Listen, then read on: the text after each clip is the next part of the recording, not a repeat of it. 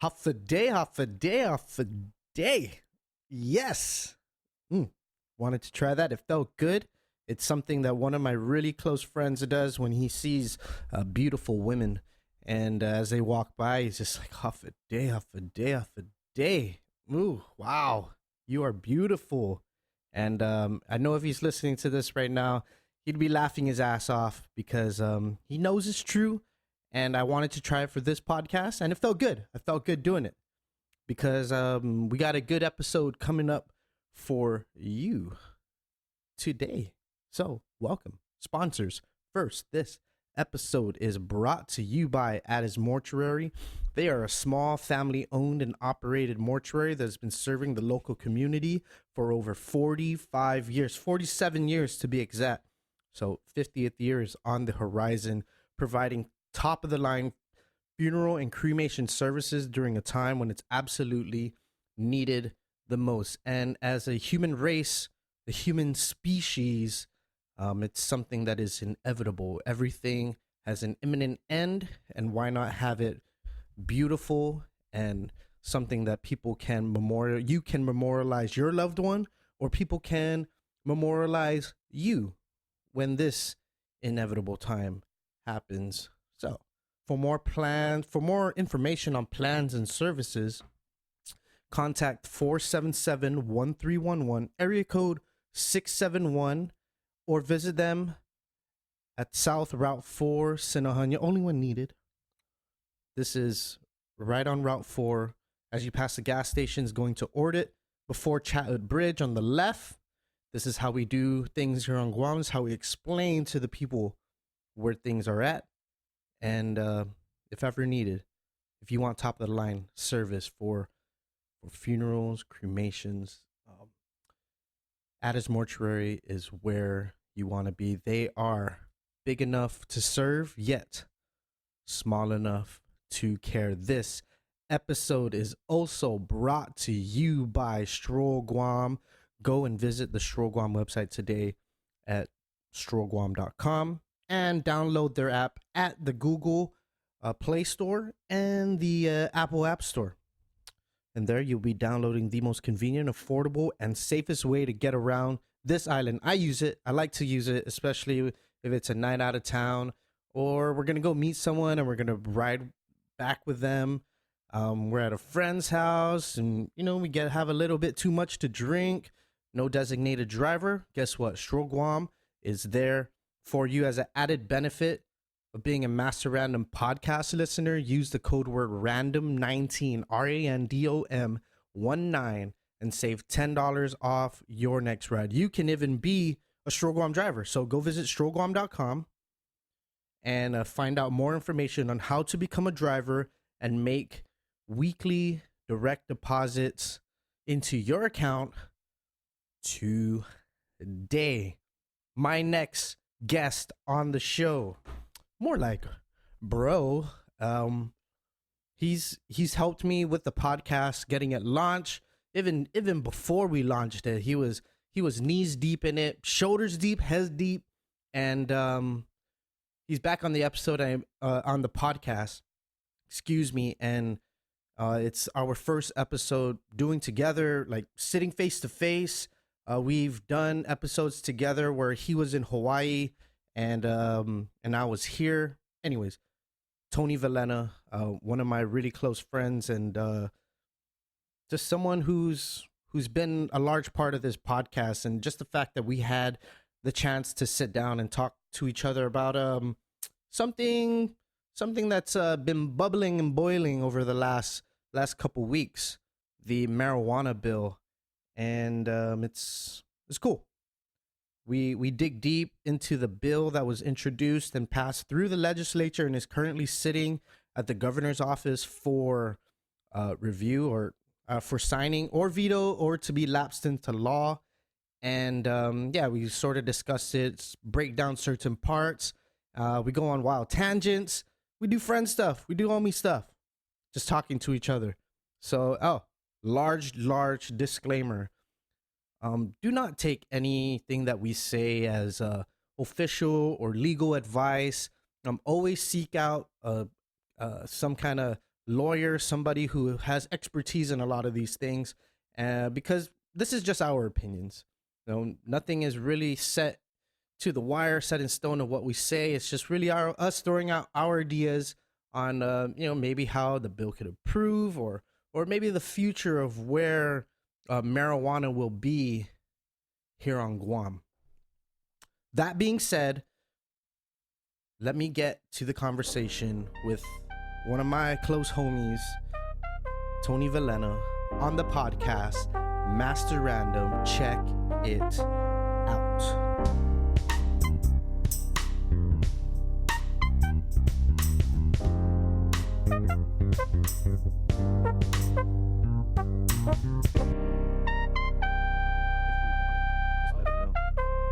Welcome back. How was it? From having the Fanatsu guys on, and how did that sort of like sink in for you? It's been a while since you were on the podcast. Yeah. Since then, 2 months. 2 months? Is it longer? It's been about a couple months, but before that, it was like a year. Like 2 years. 2 years at least. I think I like the two thing. How was your feelings about it? It was pretty dope. I liked it a lot. It reminded me that I like to converse with people, and I like to share my knowledge with them or my perspective with them, and hear what they have to say, and pretty much just enlighten my mind on that there's other ways of thinking about a certain subject. And for sure. And the subject on decolonization is a forever evolving and revolving subject. Yeah. I don't think that's one topic I believe that we will never agree on. People will never ever agree on. No. It'll be many, many years, and as until people stop maybe coming here or migrating here, then the opinion would stay the same. But the opinion's gonna constantly change. The more people come back, say they grew up in the States and they come back to their roots, right? Just outlooks and perspectives are constantly going to evolve when it comes to the issue of decolonization. I agree because people's views always change. I mean, even the proponents for independence, their views are gonna change on why they want independence. It might even start to sway back to, I don't even want independence anymore. Because so if you have a bunch of individuals changing their opinions, right, then essentially it's a living beast, or it's a living kind of creature. The whole movement's living, and it might change to different type of political kind of, and it could cause conflict within the subset itself, right? Mm-hmm. Just like and you're gonna base that kind of like on religion. You have Christians. You start off all as the Jesus Christians or whatever. Then all of a sudden, 2,000 years later, you have the most sex. I don't know if it's the most sex in all of the religions. Yeah, but I think the Muslims are the most united, right? Yeah, so, I've never heard of. Is there other Muslim? They do have radicals, and then they do have just the. Is it just one? I don't know. Normal? Yeah, I'm not. I don't know. I have no idea. But anyways, but it seems like it's only one group of people, but who knows? Yeah, and now the Christianity has like 50,000. It's a lot. Like the Catholics, the biggest. People are making up their own fucking sects. It's how it is, but yeah, it seems that could be the way that colonization or decolonization could be heading. But I mean, it was great, man. It's great to be back on here, and feels. I had to get you on sooner than later, though. Yeah, I mean, back on sooner than I didn't want to wait a whole year. That's why when this started coming up, this issue of the marijuana bill and stuff started coming up, and you and I can go off on on text and chat for forever and a day just discussing certain things. I was like, fuck it, podcast. Why not? Might as well. I don't think I've had my own show, or I don't think we've done this before. No, never. We've always been on the same. We're on the same side of the table, more or less. Well, maybe the live show. Remember the live show? It fell through with Zach, so we're like, yeah, let's just talk about education then. Oh, okay. And we were talking about the Zika virus. Yeah. Oh, yeah. Okay. Yeah. That was probably we didn't talk with anybody. No, we didn't. Oh, it's been that long then, because I thought. Long. Oh man, I thought it was just my virgin. But we podcast. also remember we had Brandon and Keanu. Yeah. But we were on we were kind of somewhat hosting that in a way. Yeah, not that's true. Well, I guess it's kind of the same, but yeah, it's been a while. That Hawaii episode was funny. That was a funny episode. Yeah. And it's one thing that's really cool is to see how much Brandon has like taken himself. Yeah, how far he's taken himself over the last couple years. Yeah. Right? I don't even think like modeling was his like the thing that he wanted to go to. I don't know. He was selling the clothes, but I don't think he was actually putting himself out there as the next. I don't know what's that French guy that models? I forgot his name. Armanio or whatever. I don't know. I don't really know. But yeah, I feel like he did make a great move by moving to the Philippines. Yeah, that's right. He's in the Philippines. Shout out to a lot and. And Brandon, doing fucking good for yourself out there, dude. Yeah, so when we go out to the Philippines, we'll go and check him out. Yeah, I'm sure we're gonna have a lot. I don't think our girlfriends will allow us to go to the Philippines together. Oh, sign the application for the approval, approval for work. Power of attorney. We have to give the power of attorney to Matt, and then an affidavit of everything that you do out there. Put on a tracker. Put the tracker leash on, and they call it Life 360. It's an actual app. What? Yeah. Oh. Yeah. It's my sister has it. What? That's a family thing. Yeah, it is. It is. So it's thinking psycho girlfriend. Yeah, I mean, it could walk on that borderline of psycho girlfriend. No. It's on the other side of the border, bro. But I think no wall needed. I think even iPhones do it. So Find My Friend. Yeah, or something like that. Yeah. I don't know if we have that on Android. I don't know, dude. I don't feel comfortable with people knowing where. I don't like it. I don't subscribe. to that even when people check into places. Yeah. Like, damn, dude, why you? I mean, maybe check in when you leave, so you like kind of throw people off, right? You know what? I think that. Wait, I thought he was fucking here. You know what that would work out on is if you are out on the town and you kind of like. You're by yourself, or you want to have a drink and nobody's out. Like, none of the usual suspects that you drink with are hanging out with you, and you took a stroll there to go, so you're by yourself, and you just want to put, hey, I'm drinking here. If any of my extended network is around, and they're kind of have that, but then I think that it kind of becomes convenient. I know a lot of people do that on Twitter. Hey, I'm drinking at a bar. If you want to meet me, come. Yeah, I don't do that. I sit there and I'd be like, let it spawn. Have you ever drank by yourself, like at a bar, like gone to the bar by yourself without the intention of meeting somebody there? Sure, yeah. Why not? You have to sit at the bar though. Sitting at a table is weird. Or standing is weird. Standing at the bar. Yeah, that I've done it. I've probably done it maybe once or a handful of times on Guam, and luckily there are fundraisers that go on, and it's usually after work when you had a long day of work, and you just kind of want to not really tell anyone you're gonna go. You just kind of hang out at your neighborhood, bar, wherever that is, if it's venue or all these other places. But you just go in there. Venue's a good spot because you're gonna run into someone and you're not gonna feel so kind of out of place. So you just go to that spot and just have a drink and probably just that's it. Call your stroll to pick you up. And there is a very good chance, like you said, you kind of make friends, usual suspects, and maybe the people who are always there with you. And so I only found myself doing that when I was playing in the band, just because our life was at the bar after work. It was we just go to the bar, and it was our second home, to the point where we were cleaning up the bar with the bartender. You play all night, and then it's like break down. We're like, all right, what are we doing? All right, let's just have a couple more beers. And while we're doing that, we might as well just sweep the floor. You got a broom? Yeah, you just feel kind of compelled to help them kind of clean. And dude, but I've been doing that since I was even playing in the States. Yeah. Stateside. We just stay there so late, and they're already counting out the money. You're like, can I like wipe something down? You must be the singer then. Because if you're the drummer, the fucking, excuse me, I mean to cuss, but if you're the drummer and you're breaking down, you're not going to be sweeping anybody's stuff. So. I don't know, bro. My friend, he was actually the drummer, and he was the one that was the first one. Yeah, what the hell?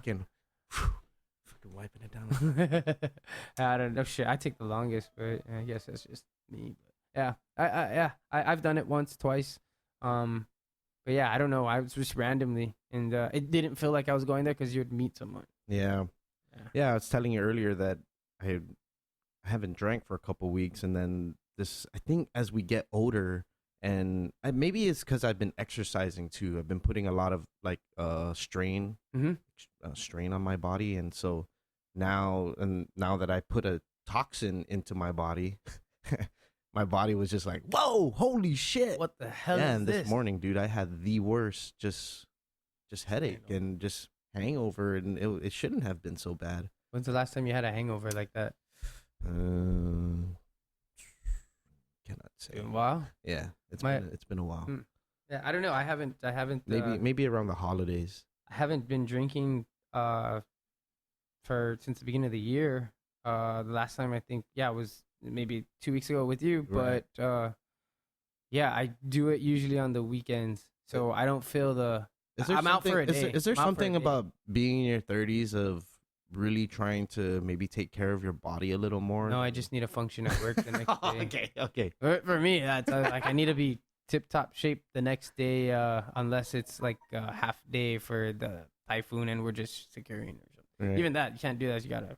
I just gotta be 100%, as much 100% on the weekdays, and then weekends just. I don't understand. I don't know how some people can just. I don't know how I used to do it, playing in the band and just. You were young. Getting you were young. I think that's what it was. Yeah, because I could just probably get trashed and then go to work the next day and just feel fine, and then do it again because we have a gig the next night. I don't think it's possible once you're past 30. Everything just slowly starts to hurt. Yeah, if you're listening to this and you are under 30, you are very lucky. Matt, you're very lucky right now. Yeah, well, take advantage of this. Well, we don't know if how do you say this? We don't know if. So sorry, let me gather my thoughts. So we partied hard within our. Do you think we partied too early in our lives? That's what I was gonna say. Okay. Is if you were clean or not clean, but you stayed at home all the time for that 10 years, the 20s, and then you go all crazy on the 30s. Maybe you might be totally fine and can do it in your 30s, and then your 40s are actually the one that's kind of hard. Or if you suffers. save it, I don't know. Right. Because most people party in your 20s. So. But most people here on Guam, I believe, party when they're like 14 or 15. Yeah, till they're 65. That's Can you put your phone on vibration? Is that me? I think so. It's not me. Apologies. We don't have. We are iPhone users in this house. Nothing going off. I could not tell. Yeah, I know. iPhone. Hey Siri. Nope, doesn't work. You can do Hey Google. As I thought, it didn't work. You can do a Hey Google. Of course the Google works. Hey Google. Oh, there it is. I'm sorry, didn't hear. Hey Siri doesn't work in here because it doesn't work. Because they don't have that feature for Anyways, Hey Siri. yeah, they do. Oh, yeah, that's tough. Oh, there. That's great. Every home should be digitalized. And do you think they're listening? Yeah, sure. Why not? Who cares? Everybody should be listening to the podcast right now. No. Do you think? Yeah. Oh. Yeah. Yeah. Play on words. Yeah. Yeah. They're listening. Why not? But I've been wanting to unplug it lately. But I like it because I can just go, hey Google, play me some hip hop beats. No, but I don't think at this level. I mean, if you're worried about your privacy being invaded, you need to be more busy, to actually have something to be invaded on about, or to have some for sure to be paranoid about. If you're just a regular, no offense, but if you're just a regular. Like us all. We're all regular Joes here. Yeah. Regular meaning you're not a U.S. politician, or like you're not anything where you're going to affect policy. What about local or foreign policy? What about Instagram public figures?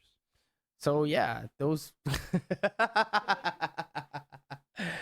Well, if they have Should they worry about their privacy? Yeah, maybe, yeah. Anybody that's going to get like those faps or the nudes leaked, then you should worry about it. If you're just a random person that happens to be on the X-rated sites, you leaked out on your own. I'm still good. I have under 5. I'm still under 5,000 followers, so I'm still safe.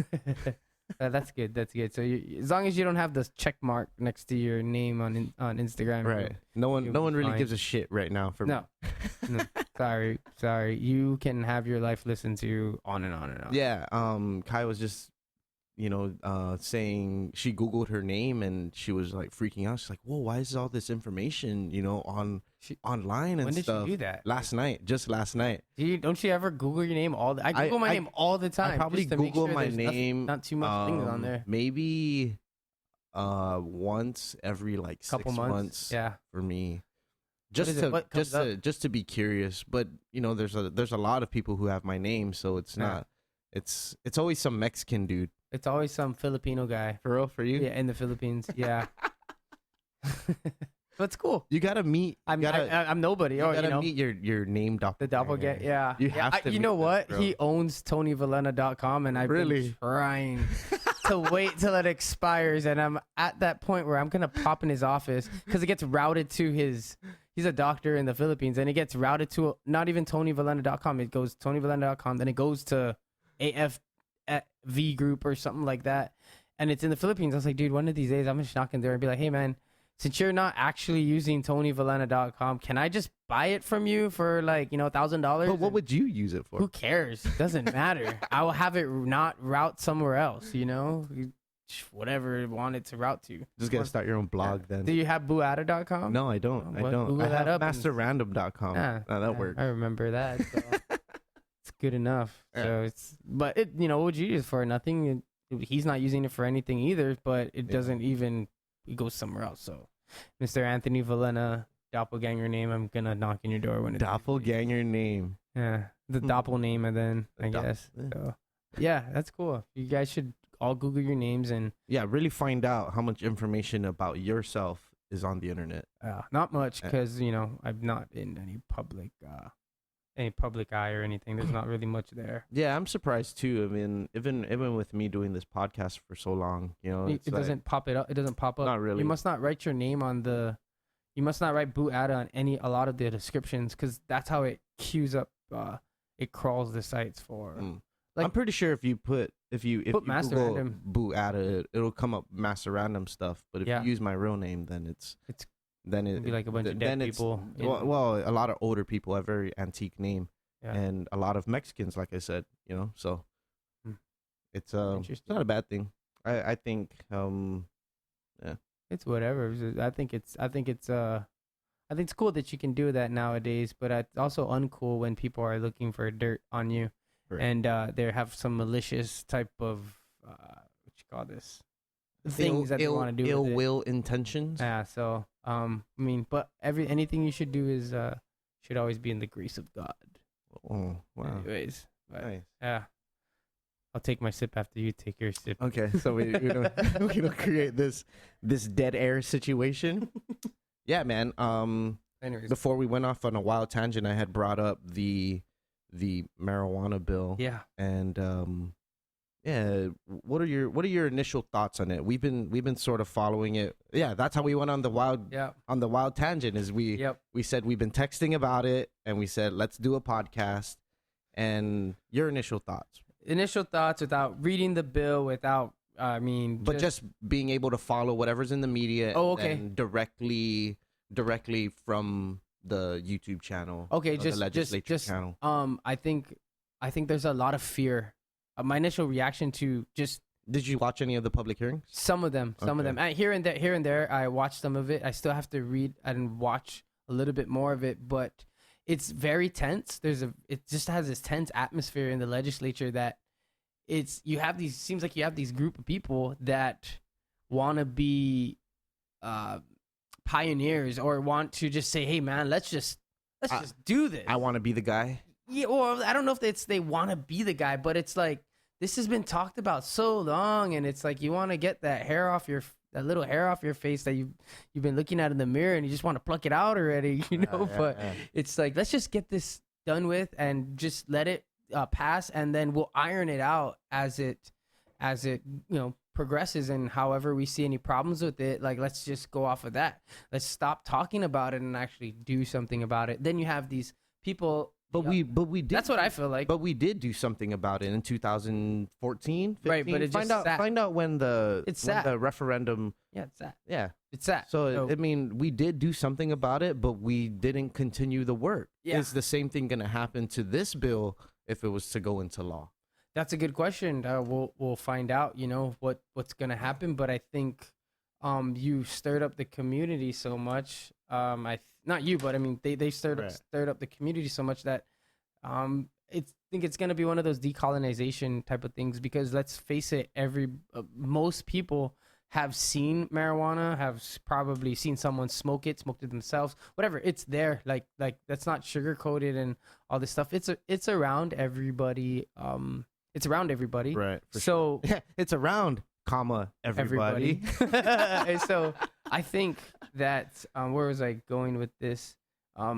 Yeah, I think that it'll be somewhat like the decolonization type of thing where it's kind of not really gonna go around anywhere because it pisses so many people off or it turns so many people on. Yeah, it still has the that. taboo, right? Yeah, it's And still I was having a conversation with a coworker, and we were discussing it, and he's much older. He's in his 60s. okay. And you can definitely read, the stigma behind his reasoning because of the stigma that marijuana had for many, many, many years, that it's bad, it's illegal, it's bad, it's illegal. Basically, he watched Reefer Madness once, and now he, Well, he's whatever it is, but not him, but that general type of person, right? Right. And so they were just taught that it's because it's illegal, that it's bad, and you shouldn't do it. Right. You shouldn't. Right. And Yeah, that's interesting. I don't think the problem is whether marijuana is bad or not. Mhm. I think the problem is marijuana is this marijuana bill the right thing to push through Right. at this time? Right.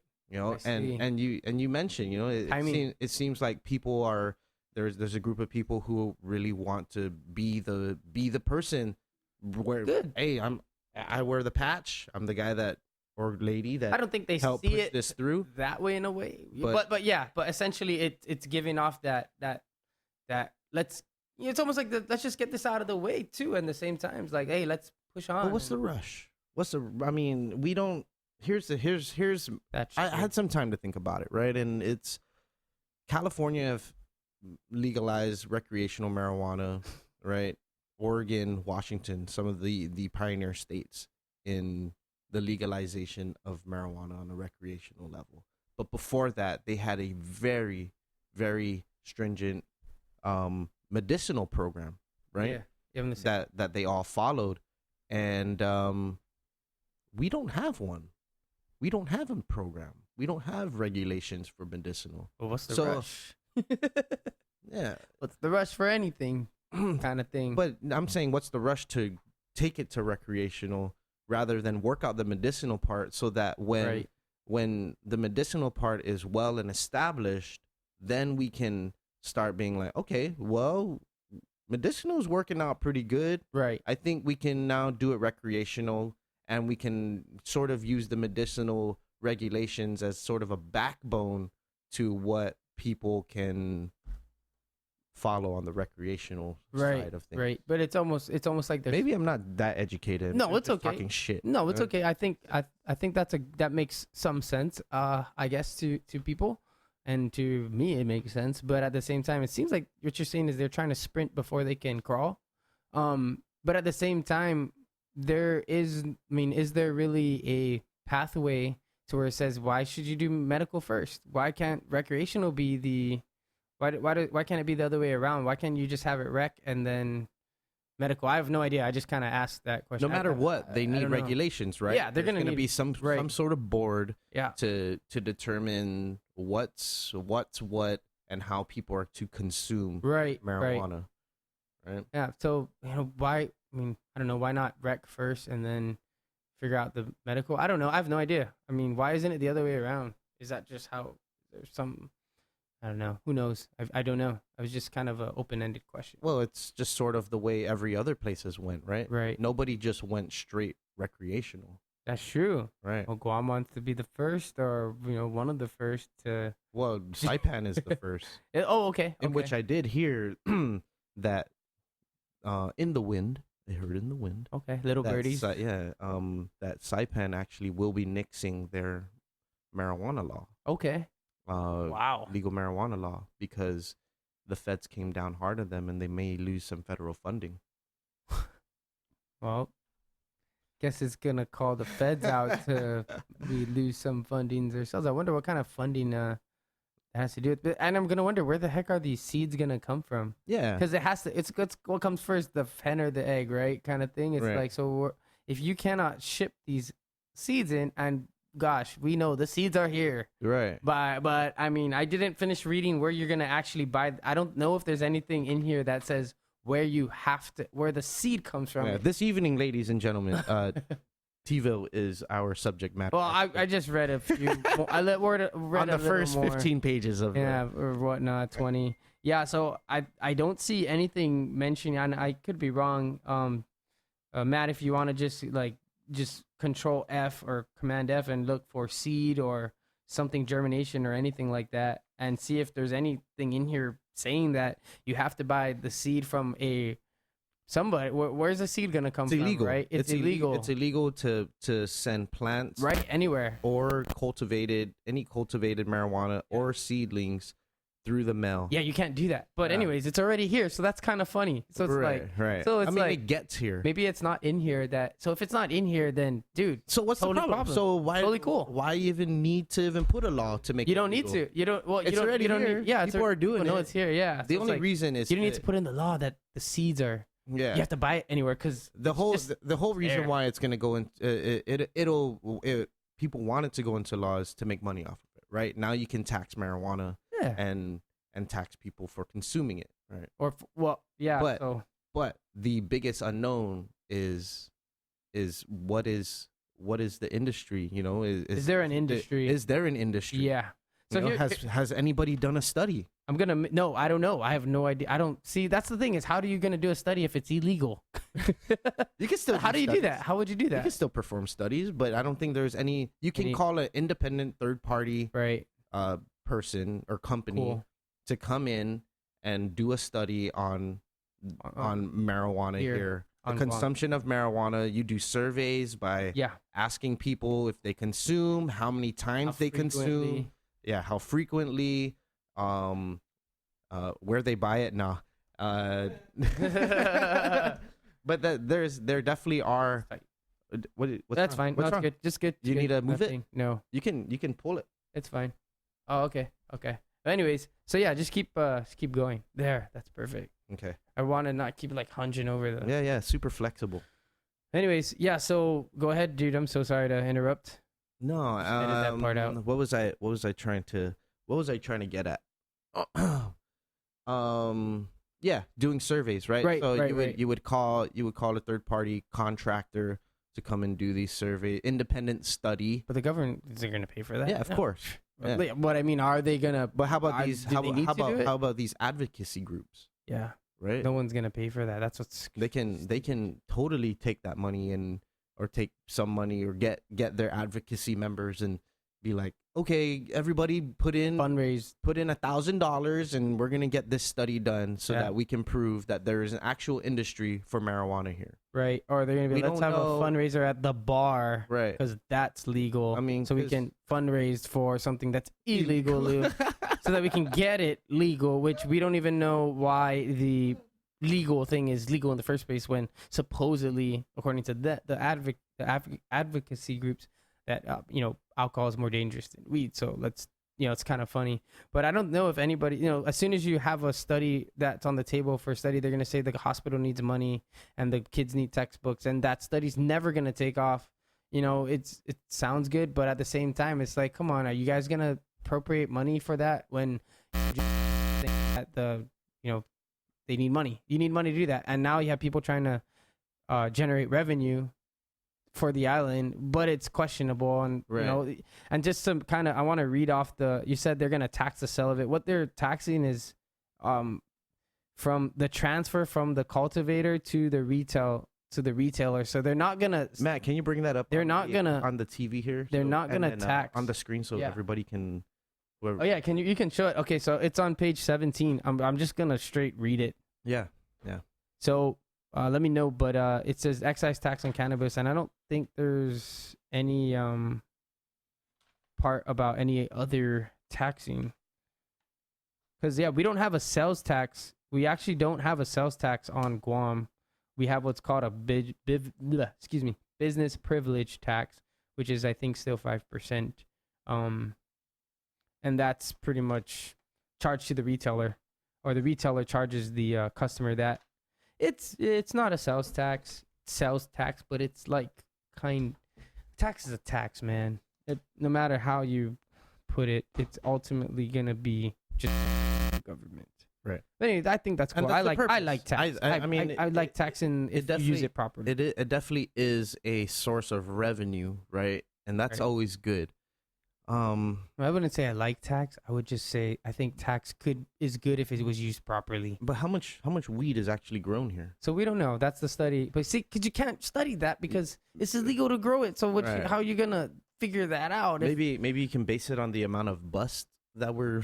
Yeah, well, yeah, I guess, right? But then how are you going to say, where did you... It's going to be such an expensive study to, get all these answers. It's going to be hard, man. I mean, in California, I'm sure in the mountains of California, you have, acres and acres of marijuana being grown. Can we get a picture of that up? Where? I'm just...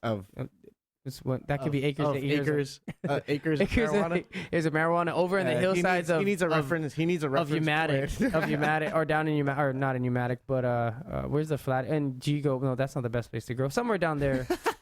Somewhere in the red south areas. Yeah, they Cross Island Rail. That would be great. Or Menangan Hills, right? That would be so cool, man. Can you imagine what's that one movie where they get real stoned and they're walking through the fields of weed and it starts burning? Pineapple Express. Is the Half a Day Express movie. Oh man, that would be so funny. I mean, look, you can this is cool. We talk about this later, but we can talk about other industries that can come out of the marijuana industry here on Guam, like the film industry or whatever. Documentaries about this stuff happening. And it just opens up kind of a lot of things. But anyways, let's read this tax thing. Let's read this tax. What they're actually taxed on. Is that cool? Yeah. So for sure. It's section, chapter, whatever. Okay, let's just go to page 17 of the. There it is. He's on it. Chapter. Well, I think it's chapter 8. So I don't have to read upside down. All right, so I think it's chapter 8, section 8113, article A. I believe it's article A A. A Guam excise tax is imposed on the sale or transfer of cannabis from a cannabis cultivation facility to a retail cannabis store or a cannabis product manufacturing facility. Which could be gummies or just cannabis. Edibles, cannabis is edibles? Everything under the sun that contains tetrahydrocannabinoid. Yeah. So, cannabinol? Node. Yeah, I don't know. You know what it is. Everybody knows it. So basically, any marijuana or marijuana. So that's what every cannabis. So going back to it, every cannabis cultivation facility shall pay a Guam excise tax at a rate of 15% on the dollar value of cannabis that is sold or transferred from the cannabis cultivation facility to a retail cannabis store or cannabis product manufacturing facility. Provided further that no such excise tax shall be levied upon cannabis intended for sale as medicinal cannabis. Basically saying no tax on medicinal weed or marijuana. I can't say it's not weed. It keeps saying in the definitions. It doesn't say weed is what. It's only marijuana equals cannabis equals marijuana equals cannabis. Right. There's no mention of the word weed. Okay. So if you want to be correct in the legal terms, you please use cannabis and marijuana in here. It's part of the law. So it's saying that when you go and buy you are an SME. When you go and what's that? Subject matter expert. Well, because you just have to read it and stuff. But thank you. Anyways, I'm not. So just subject matter amateur, not expert. SMA, SMA, you're SMA. I'm a SMA. Basically, it's saying it's only taxing the transfer of it, the seller transfer between the two places, not at the. You don't see it. You're not gonna get charged a tax at the register between the cultivator and the retailer. Retailer, yeah. Right. The cultivator. So the cultivator is like the grower, right? More or less. And then does it say anything on how, if you're a cultivator, how much you can grow? I didn't see anything about that. But you're not gonna grow more than you need to. That's what. But if you're a manufacturer distributing to retailers, then and I have an acre of land, and I By want golly, to if- and I want to make my acre of land all marijuana plants. Am I able to? That's a great question, and I think you know how you say they rushed it. Maybe it's not in here yet, and they have to come up with something like that. But you know, with all things, Wild Wild West are becoming legal. Right. It's gonna, you know, you have a wrinkled shirt, you're gonna iron a part of it. Maybe we're only on the sleeve, you know, of the shirt, and we're still ironing it out, and we can only see the sleeve. We're in a dark room, and the light's shining only on the sleeve, and we know it's all wrinkled, but we're still ironing the sleeve out, and we can't see the rest of it. That's a kind of interesting way to look at it, but anyway, so you're not at the register as part of what this is. You're not going to see, you know, a tax on it, but it'll reflect on the price of whatever per gram or however you're gonna buy it. It'll reflect on that. So you would basically still get marijuana duty free. Yeah, the retail will probably still pay the business privilege tax, which it's 5%. Everybody gets charged that stuff. Right. But it's kind of like gas. You have an excise tax on gas. So who determines the prices of the retail? The retail. So whoever, right? So they're going to be competing with each other. Yeah, then, is how I would imagine. Fair and open trade, right? Fair and be like, okay, well, you can come get cheaper shit over here. Yeah, if you want to take a lesser cut on your profit, then the retailer is going to ultimately decide whatever they want to charge. The retailer can charge you nothing. You can bring it down, Matt, if you haven't already. Oh, that. Yeah. We don't need to read. Yeah, the retailer can charge whatever the retailer wants to charge. It's up to them. No one's gonna. You can't determine price. Remember, I think that's illegal. Right. Nobody can tell you how much you can sell something for. I think that's against the law, federal law or something. Yeah. So basically, if it costs manufacturer, it's almost like buying bread at one store and then buying the same bread but cheaper at another store. It just depends on the margin of profit. Whatever the margin wants to make, right. And I think the only time you cannot charge too much for a commodity, gosh, I can't remember, but there's no price. You can't price gouge, but that's only usually for necessities, like at a time of disasters, like, you know, changing the price of water, or the price of gas, or the price of like shutters. Didn't that happen in Hawaii? It did happen in Hawaii, not on Guam. Right. It never happened on Guam because Hawaii doesn't usually have the disasters, so they are not as familiar with the laws that. While you were out there too, right? Yeah, it was at Walmart or Kmart or Don Quixote or one of the big places. I don't think it's fine if you have a small retailer that's not fine, but you know, it's understandable if a small retailer, you know, went and did that because you know they don't have lawyers. They don't. I would jack up all batteries. Those things. I would jack up batteries, bro. But is that a necessity? Not water. Well, it is a necessity. Yeah, so you can't do that. Yeah, that sucks. It's interesting. But if you had solar, I mean, no, but you gotta have. No, that's not gonna work out either. It's like you have solar power. But anyways, so yeah, you're not actually taxed on the sell of the marijuana to the consumer. Yeah. And can we find out if retail to consumer of marijuana sales in one of the legal states, maybe California or Colorado, if there's any kind of tax levied on the consumer? Because it sounds like please. I do have that problem. It sounds like all the tax is going to be placed on the retailer and the cultivator. And it's going to be up based on how much they're affected by that tax is going to be based on how much they're going to charge. Yeah. Charge the consumer. Yeah. Just like everything else. Yeah.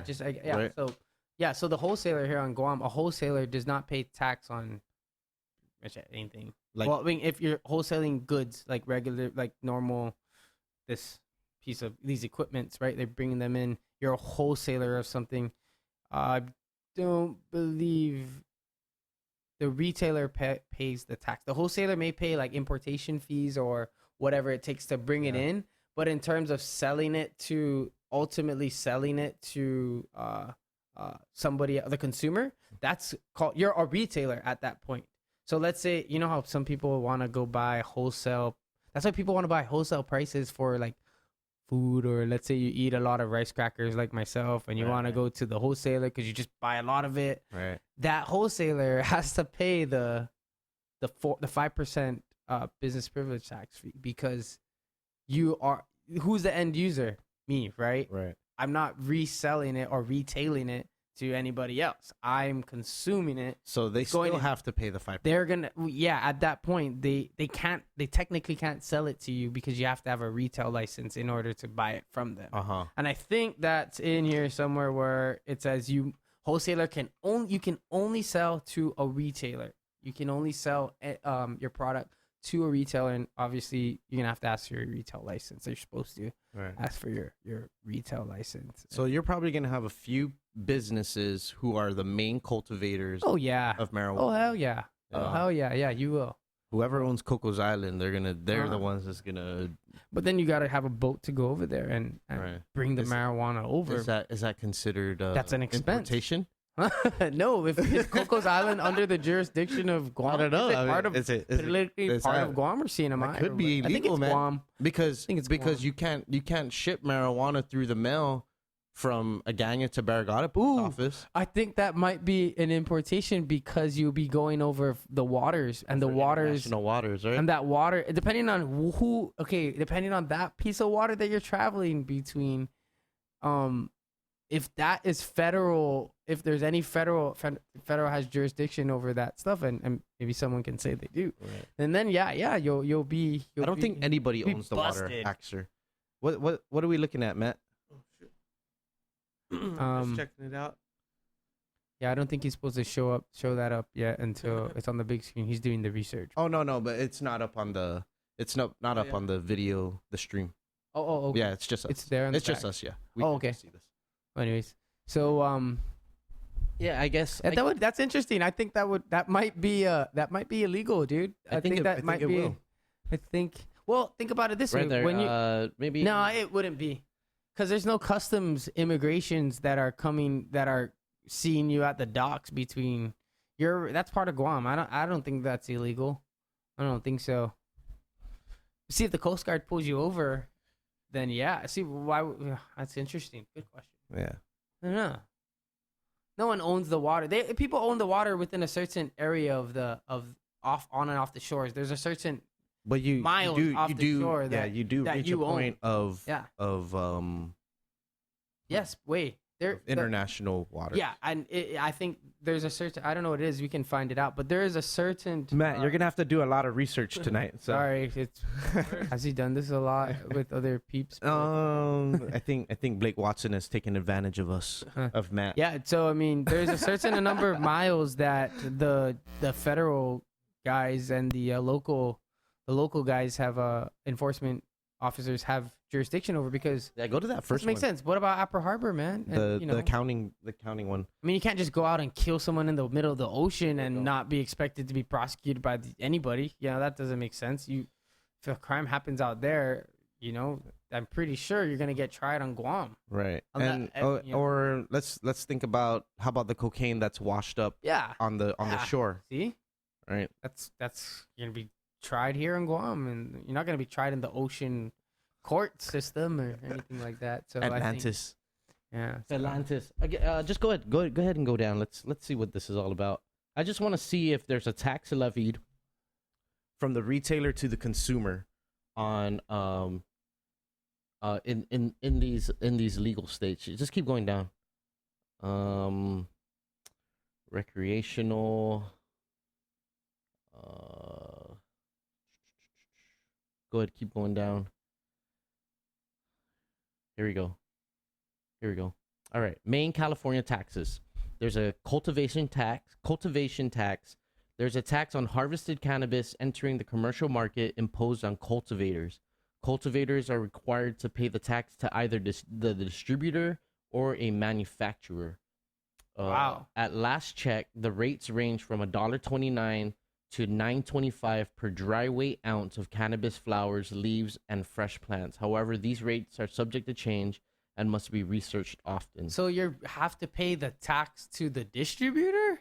To the person So there's a difference between the cultivator and the distributor. Yeah, you have to. So there's a guy who distribute. there's a guy who is purely just He's farming. a grower. That's it. perfect sense. They should stay the grower. Right. They should. He's not handling the business and the growing side, right? Yeah. Okay, keep going.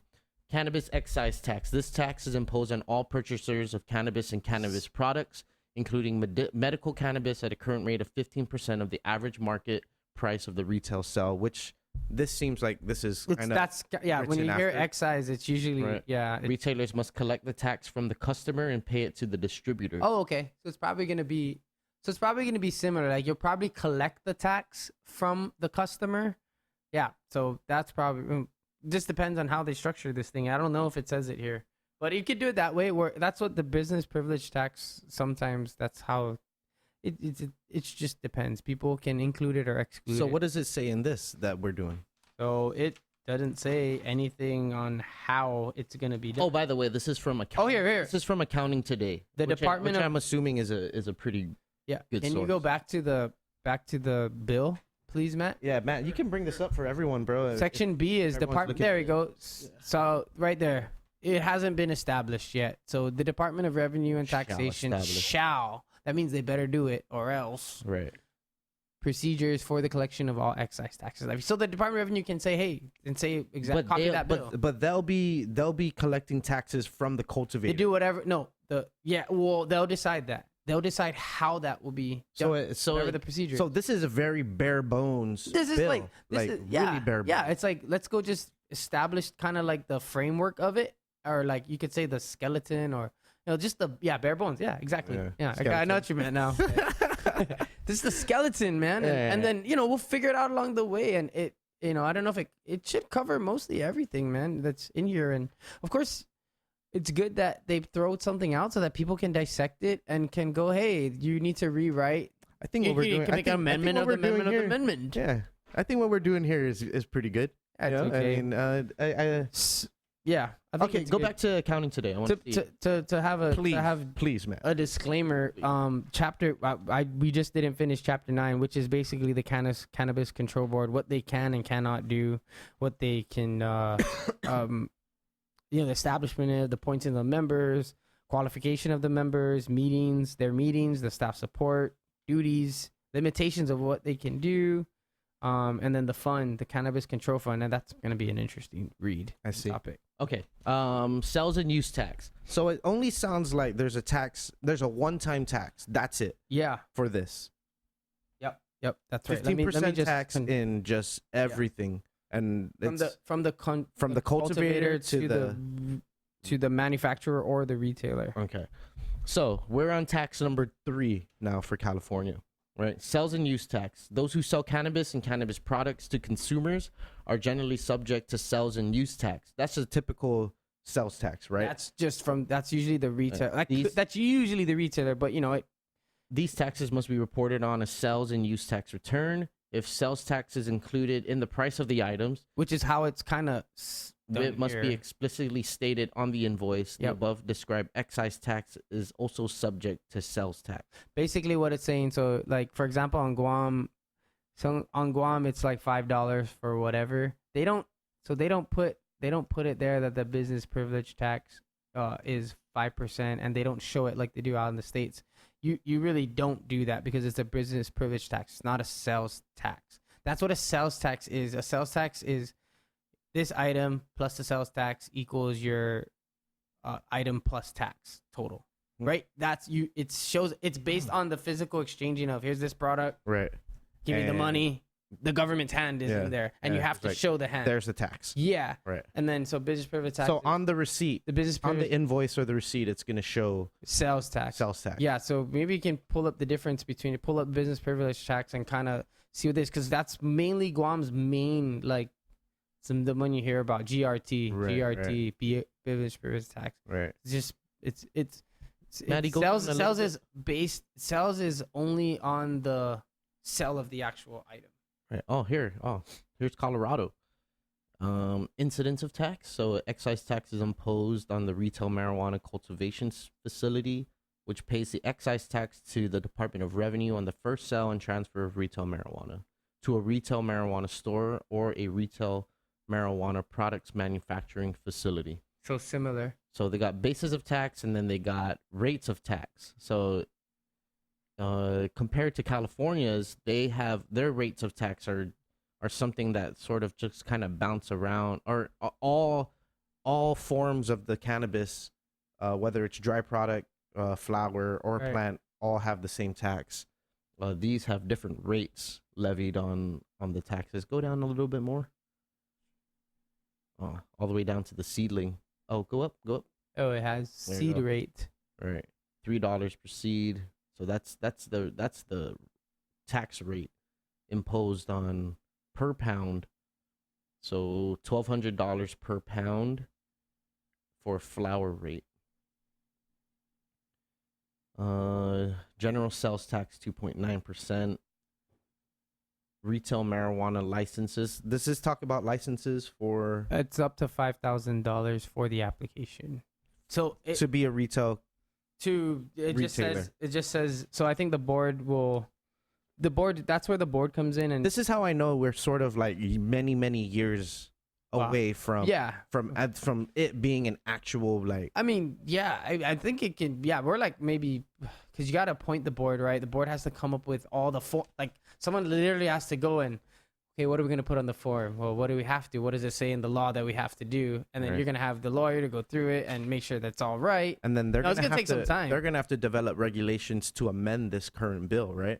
Or to amend Well, the if they current come, law. yeah, if they come, If it they're becomes going law. to. Yeah, I think that's definitely gonna happen because there's things that you're gonna take this law and you're gonna be like, hey, what about seeds? What about all these other things? And it's almost like it's a study within itself. That's you're trying by trial by error, Right. which I can see can be a problem. Like that depending on how analytical you are and or how cautious you are to doing things this way, you could definitely have a problem with that. And I kind of have a problem with that too, in a way. I think it's good that it's kind of out there, but I think that it can be looked at a little bit better. Like you're right, there could be studies like they could do a study on this law. Right, right. Like I think that's where you will gain the most traction, and you will be more productive. Is at least you have this law out there to like have studies on it. So for example, this law can go up and But why not scrutinize it before it becomes law? because if you think about it, is that gonna get anywhere? And I think the point is they're trying to do is to have it move forward. Keep on. But it doesn't. But if it So- becomes law, it doesn't necessarily mean marijuana becomes legal right away because we don't even have a board set up. And No, then, they only- and then and when this- the board gets set up, they still have to come up with the rules and regs So that medical marijuana failed to complete. okay, yes, that's on the sale and cultivation of mass marijuana, not so you can grow, and that's what this bill will cover. So yes, So all you those can grow- cultivations okay, and all that okay, stuff, so you can so- still grow. So you can grow Grow. personally in Yeah, your home. that will pass, Okay. and that once she signs that thing, let the weed be free, or what do they set the weed free is what they're using. So yeah, I think that's what they mean. Once she signs this thing, there's a section in here that says, hey, you can grow. But what does it so- do for us? What does it do for the industry now? So now, okay, yeah. So then, no, not that remember it's recreational. So Yeah, but the Nothing. whole purpose of having recreational is to allow people to be able to buy it in stores. well, instead of go to also the black so- market. not black market. You can grow it. Do you think? Okay, So that's the problem that we're gonna have, right? right. Yeah. So we I see what you're constantly gonna get to. we constantly have marijuana somehow getting into Guam, right? Like, Is it was here before we were here. So right. But even like different kinds of products, right? Maybe it's coming from California. Maybe it's coming from somewhere, wherever from right? heaven. It's definitely not coming from here.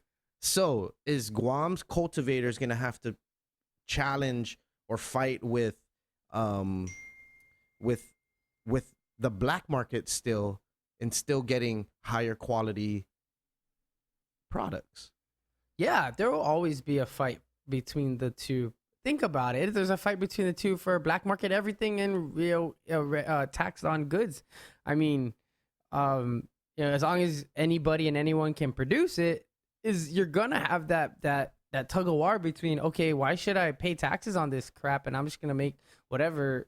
Make however much money on it untaxed and take that risk. Right. You will always have it, but at the same time, it depends on the consumer. It's gonna be the consumer's choice. Do I get this tested, lab-approved, recreational bud, or get it from Joe Blow Schmo who's on the side corner of the street who don't know if they are actually selling you weed or what they're selling you? How's the quality of? Oh, dude, this is right. what is one called? Did they put herbicides or pesticides? Whatever. On it? Yeah, Right. yeah. So it comes down to, yes, I think the people who cannot afford the ones the one that's gonna be coming out of the store that's tested, they're gonna go black market, just like anything else, man. Like if you need to buy something that has heavy tax on it, you're gonna buy from the person who didn't have to pay, and you're gonna take that risk of, hey, this is the best in the whole world, or the best in the whole island, bro. It's even better than the other. This is the baddest. Better than the other. What you call it? It's better than the store, man. I can't buy this anywhere else, dude. I've been growing this all my life, but I don't want to do those. I don't want to go through all those paperworks, and man, I don't even know how to do that stuff. But honestly, this is the best, and you know he's the best. Right. You know that. Oh yeah, you're definitely gonna go there. But if you're a smart guy, I'm not gonna tell you what you should do in that sense. But so if you're allowed to grow up to 6 plants, are you allowed to sell it? No, you need a license. Okay. Yeah. Sorry. Okay. Sorry. All right. Good we just need clear. Sorry, I was just no, clearing that up. You can't. Yeah, well, I'm no lawyer. This is not people. any lawyer. Yeah, we're not. Disclaimer. Disclaimer. We are just reading the bill to you, and you should read it too, because you know what? You do not want to get yourself on the wrong side. Yeah, go hire a lawyer and do all that. Especially if you plan on pursuing. Or you want to smoke it, read it. If you have any, whether you're consuming it or whether you're gonna plan on selling some sort of cannabis product, you should understand the law that you're covered under or not covered. You know what? If you are gonna exist in this community, you need to read the law and on everything and anything that you want to I mean, anything and everything, because you could be a whistleblower and you can think you're a whistleblower and you are dead wrong in your waters. You are not. I don't even know if I said that right, but you could be dead wrong. Like, you had no idea what the law is, and you go and call the police on someone who's being lawfully abided. You've just became a bad neighbor. Right. You are flagged now for everyone in the neighborhood that knows that you just, don't know what you're talking about, and you don't want to be that person. So before you point fingers at anybody, you should definitely read this law. If you want to smoke weed, or marijuana or cannabis in your own home, you should read the law and figure out how you can do that without pissing off other people, so that when they come and tattletale on you, then you're ready with, you're within the bounds of the law. Within the bounds of the law. So definitely, but don't take everything that we have to say on this podcast in regards to this law is not no expert opinion. No, not at all. Advice that we're giving you. Nope. Just really take it with a grain of salt, and maybe encourage thought on your end. Yeah. On how things, maybe the bill can change, right? Or the law can change, and how it can evolve, because it will have to evolve. It should, and all law should never be a stagnant document. It should be a living. Tell that to the English. If I'm not mistaken, document. They still have a law that is still active from like 1700s. But is it working? So if it's working, then fine. I think it was like a. That's funny. Yeah. But yeah, so be it. Yeah. Law should be a living, breathing document, just like the Constitution of the United States is. And before we go off into a tangent, that's basically what is beautiful about our political system, is that this thing's not set in stone. Like, everyone's worried about it now, but at the same time, it's like, dude, all you have to do is, when those senators, if they don't want to run anymore, you vote them out. Right. Then you get the ones that are gonna change it to what you want. You but vote them in. It's just so I believe it's so crazy how quick we're to chop off the heads of people who make decisions against us without really like analyzing maybe why they made the decision. Yeah. Or they probably were against it all along, and you didn't care enough to go and look into their profile, get to know them. And honestly, there was a lot of Facebook posts, or not a lot, but I'm sure there are Facebook posts of people putting memes up or saying bad things about this legislation, or saying in general anything that goes on in the three well, I can only say in the two bodies, the executive and the legislative bodies, that they have all this thing to say and they didn't vote. You know what? For right now, I mean, directly to you type of people, and I don't care if you come up to me and say I'm wrong about it, but I firmly believe if you did not exercise your right to vote, and you didn't vote for anybody, or you voted for someone and they didn't make, or if they did make it, I think that's great. As long as you voted, by all means, let's talk. Let's talk. Give me your vote sticker. It sounds like more I voted sticker, and let's see, and we'll talk. But right now, all you other people that are talking about all this stuff that's happening, tell them, baby, you didn't vote, dude. Sit this one out. Soak it all in and just talk amongst yourself that who also didn't vote. You can talk to them, but don't go on Facebook. Don't go on any radio station. Don't go anywhere to voice this out. Don't be public about it. Public meaning someone calls you out on it and says, "Did you vote?" And you say no. Then you shouldn't. Don't let those people. You have no say. Yeah, you don't. You don't have. You always have a say. No, you don't have a say. You don't have a say. You don't have a say until the next election. You don't have a say. You have a say, but you don't have those people who voted's respect. You don't have and you don't want. You always want to have respect amongst your fellow citizens. Well, you always have a right, to go and say whatever you want. By all means, please. But the people who voted aren't gonna listen, and you're not gonna get the respect that you actually deserve as a voter, because you should go and vote. Right. I mean, I feel like that's last year that we did that, but hey, I'm still encouraging you to go and vote for people that you don't want to be in. Go and vote for people that you want in there, and not vote for people that you don't want in there. Yeah. So that hey, go and get to know these candidates. Go and they're all open. You can go and talk to all of these people. You can literally run into them and wherever at movie in the park. Go to their office. Like you can. I know what you're referencing. Yeah. I remember. You totally can. Yeah, so you can, and you can talk to them, and they're open to talk. They want, these senators, all of them want to hear what you have to say. You can schedule a meeting in their office and talk to them about whatever issue you want. That's what I encourage them to do right now. Is if they're not gonna vote, that's who they should talk to about this. Go and talk to them, and please don't go and say, "Hey, bro," but we're all subject matter experts. Bro, no, I don't know. To this. But they especially the Facebook warriors. Get to know them. Get to know them. Don't tell them what's on your mind, but go get to know what each person stands for, or what their views on this thing. But don't say, "Hey, I think we should do this," because remember, you don't count, and you don't want that. If that person asked you, if that senator said, "Hey, did you vote?" and you said, "Oh, I didn't vote. I'm just, just get to know the senator." I don't really care about that. I didn't care at the time. I was busy that day, dude. You have 2 hours to vote. It's a law. You have 2 hours to go and vote. Right. No, but if you're a good worker, you're gonna go in the morning before work starts and vote, so that way you can not milk the system. But yeah, you have 2 free hours, and that's why 2 free hours to vote. You leave at 3 to go vote, eh? You can do that, but that's fine. That's what everyone else does. Anyways, before we get far off, I want to go to the cultivation. And we don't know how much marijuana is being grown here, and is it enough to spark industry? Is it enough? Is it enough for retailers to? Because is it spelled out that cultivators can be retailers, or are they? You can have all of the licenses, bro. Why not? Okay, based on the license that you pay for, right? Okay. Yeah. It's gonna. Yeah. So you're gonna, just like here on Guam, you can be a wholesaler, retailer. I think that's it. When you're selling regular other products that you don't grow. So let's just not say about farmers and stuff. Let's just say you're importing whatever. But farmers, you don't see them. Yeah, you have to have a license, but you don't still sell. Yeah, I think so. Yeah, okay. You have to have those licenses. Okay. Yeah, you definitely do. Because is it considered retail? Because then that would be illegal. Anytime a consumer consumes something, you're at the retail level. So if this water that we drank, we're drinking, that was taxed, or someone had to have a license to sell it to us. It's a privilege of doing business. So that's how the business privilege. So here you can buy all the.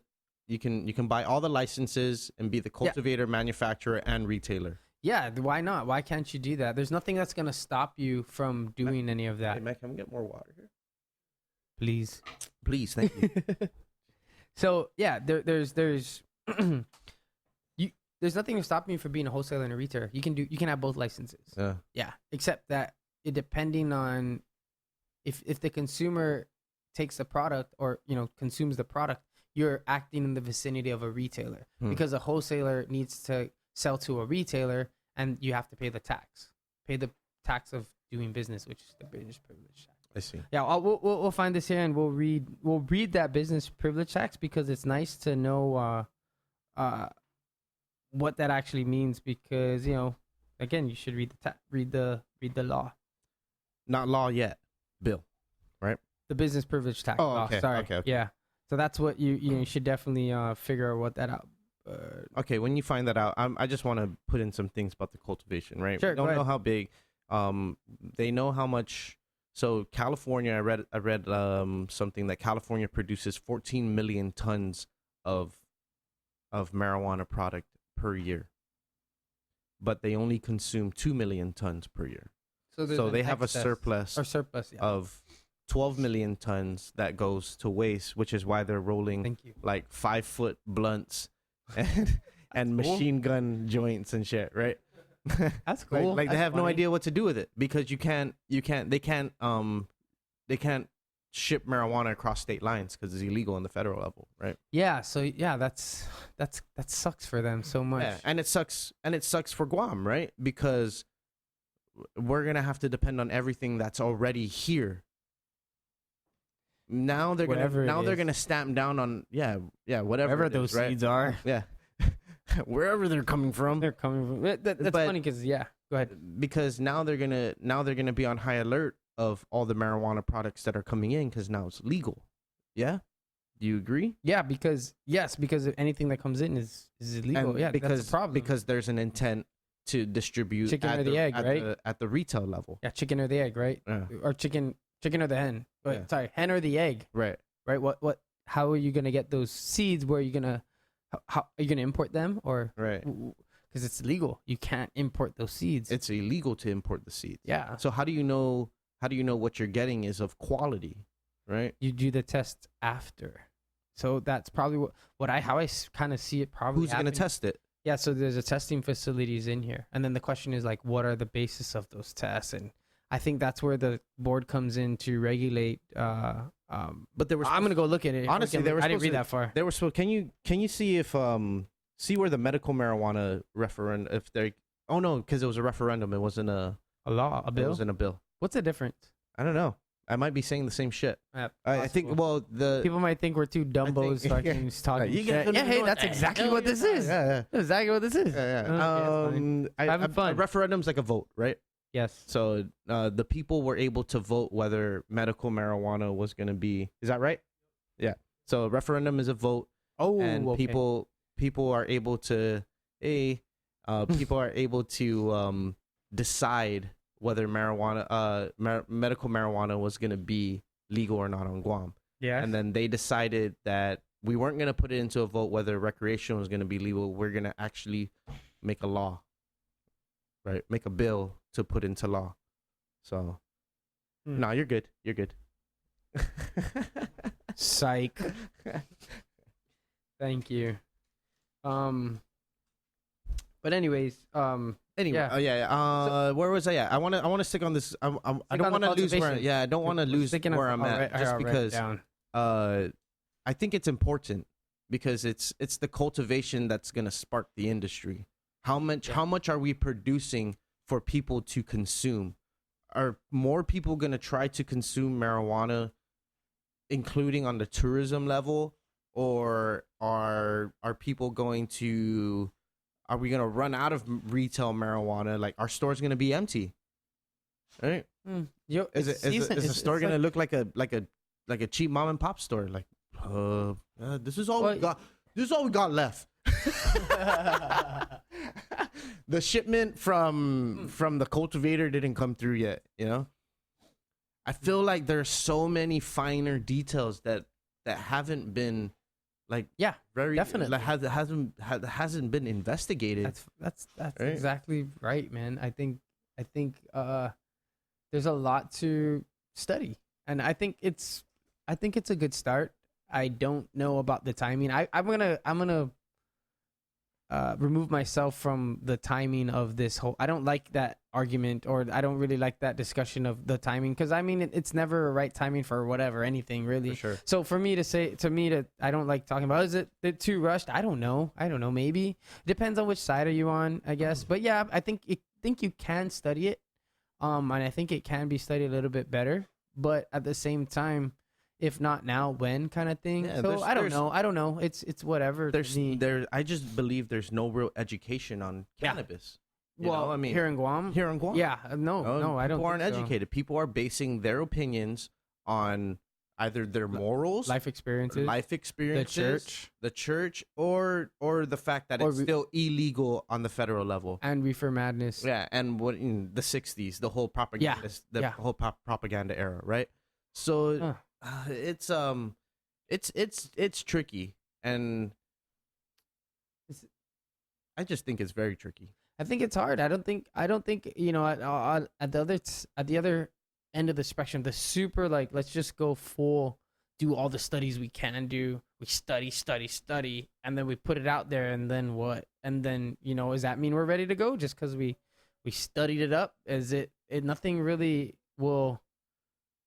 Nothing actually comes to real good fruition, and then you actually kind of try and do it in a way. But this is, I feel like we're almost on the other spectrum where, like, we didn't study anything, and they're just gonna pass this crazy law. And I guess people need to understand that this isn't it. Yeah, this is not. Yeah, it's not it. Like, it's not gonna just, okay, we're done with marijuana. Like, we wrote the law. Right. Yeah, like, there we go. We're good. Done with that, and you know, next.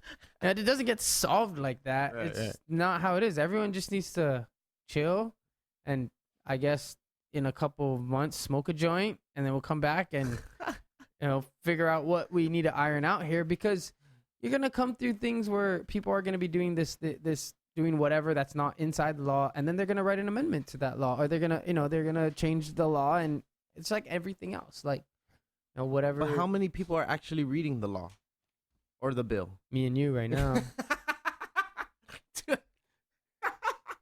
Two of us. Oh, and Matt. Yep, Matt. So going to the cultivation thing, and the whole part about just, is this law written good or not? That's the question that bill. The bill, excuse me, that's not a law yet. Right. Is this bill written good? I think it's pretty okay for now. It's all right. It's not too bad. It doesn't cover everything. It doesn't cover nothing. It's kind of like, it's around there. Okay, I guess we'll just pass it. That's what it felt like. It really felt like it's like, all right, let's just get this over with. That's just from my opinion of just watching the whole process, man. And I was very curious, and I really paid attention from the public hearings all the way to the third reading of the bill. It's like, what is going on? What is going on? Why are we such in a rush to do this? When should they do it then? Because when we figure it all out, because all this, whatever's in the bill, is not the only thing affected. Yeah. You have tourism. Yeah. You have businesses. Yeah. Can you find this out? I heard this last night that Korea and Japan are going to start drug testing their citizens coming from here. Oh. Is that illegal for them? I don't know. I mean, we're not in their country. It might be legal. Interesting. Yeah. So how much is it going to affect tourism? How much does it affect business? Say you're a small business owner, that's right? crazy. Or that's crazy for them to do, to drug test them solely because they're flying out from a Guam. place, they're coming from a place that where sounds like marijuana propaganda, is legal. man. Holy crap. That sounds like propaganda. But if I could smell it across, if I could smell it with my smell detector, my marijuana smell detector, that side note, there someone, I forget who put that in there. Someone tried to put that it was is it? Someone asked to was, put it illegal. No, never mind. I'm not. You watch those videos. Yeah, you watch the find videos. out. We don't want to point out. Somebody said that We don't want to they point should- out it the should make it senators illegal. in particular, but yeah. And someone was like, "How can we make it illegal for it to now they're be gonna start. smelt?" They're gonna start fighting us for our don't do. Oh, it's good, but it's okay. But- not saying that's good Okay, though. That at let's- least they were thinking that to say sorry. To I guess. I mean, you know what they're trying to do? They're trying to protect. They're trying to hide it. You know, they're not hide it, but they're trying to put it as far back in from the room who? as possible. From Whoever, who? who knows? God knows. From who? I mean, from God knows. kids. Whoever. Kids are around cigarettes all the time. Yeah. What's I the don't know. difference? I don't know. You know, so I really think it shouldn't be the fact whether marijuana is good or bad. Yeah. It's how are we going to regulate this? Yeah. You know, it's gotten this, it has this bad stigma on it for many decades, and society is changing and their mindset about it is changing. You see a lot of older generation being open to even just talking about marijuana. Before, Yeah, you I'm pretty could sure not before talk like, about it. Boy, don't talk about it. What? Whoa. What are you doing? What is that? Yeah, I don't know what that is. What? Like, Matt, what's up, dude? It sounds like you want to say something. yeah. Can you say something? Oh, okay. That's cool. Yeah, He has his own mic? Yeah. Oh, Yeah. Dude, feel free to interject, man. Please. Oh, Did you see that? Is there anything on an article or anything like that, or is that just Matt something reminds I me just of, fucking made up? I don't know. I'm not releasing anything here. All right.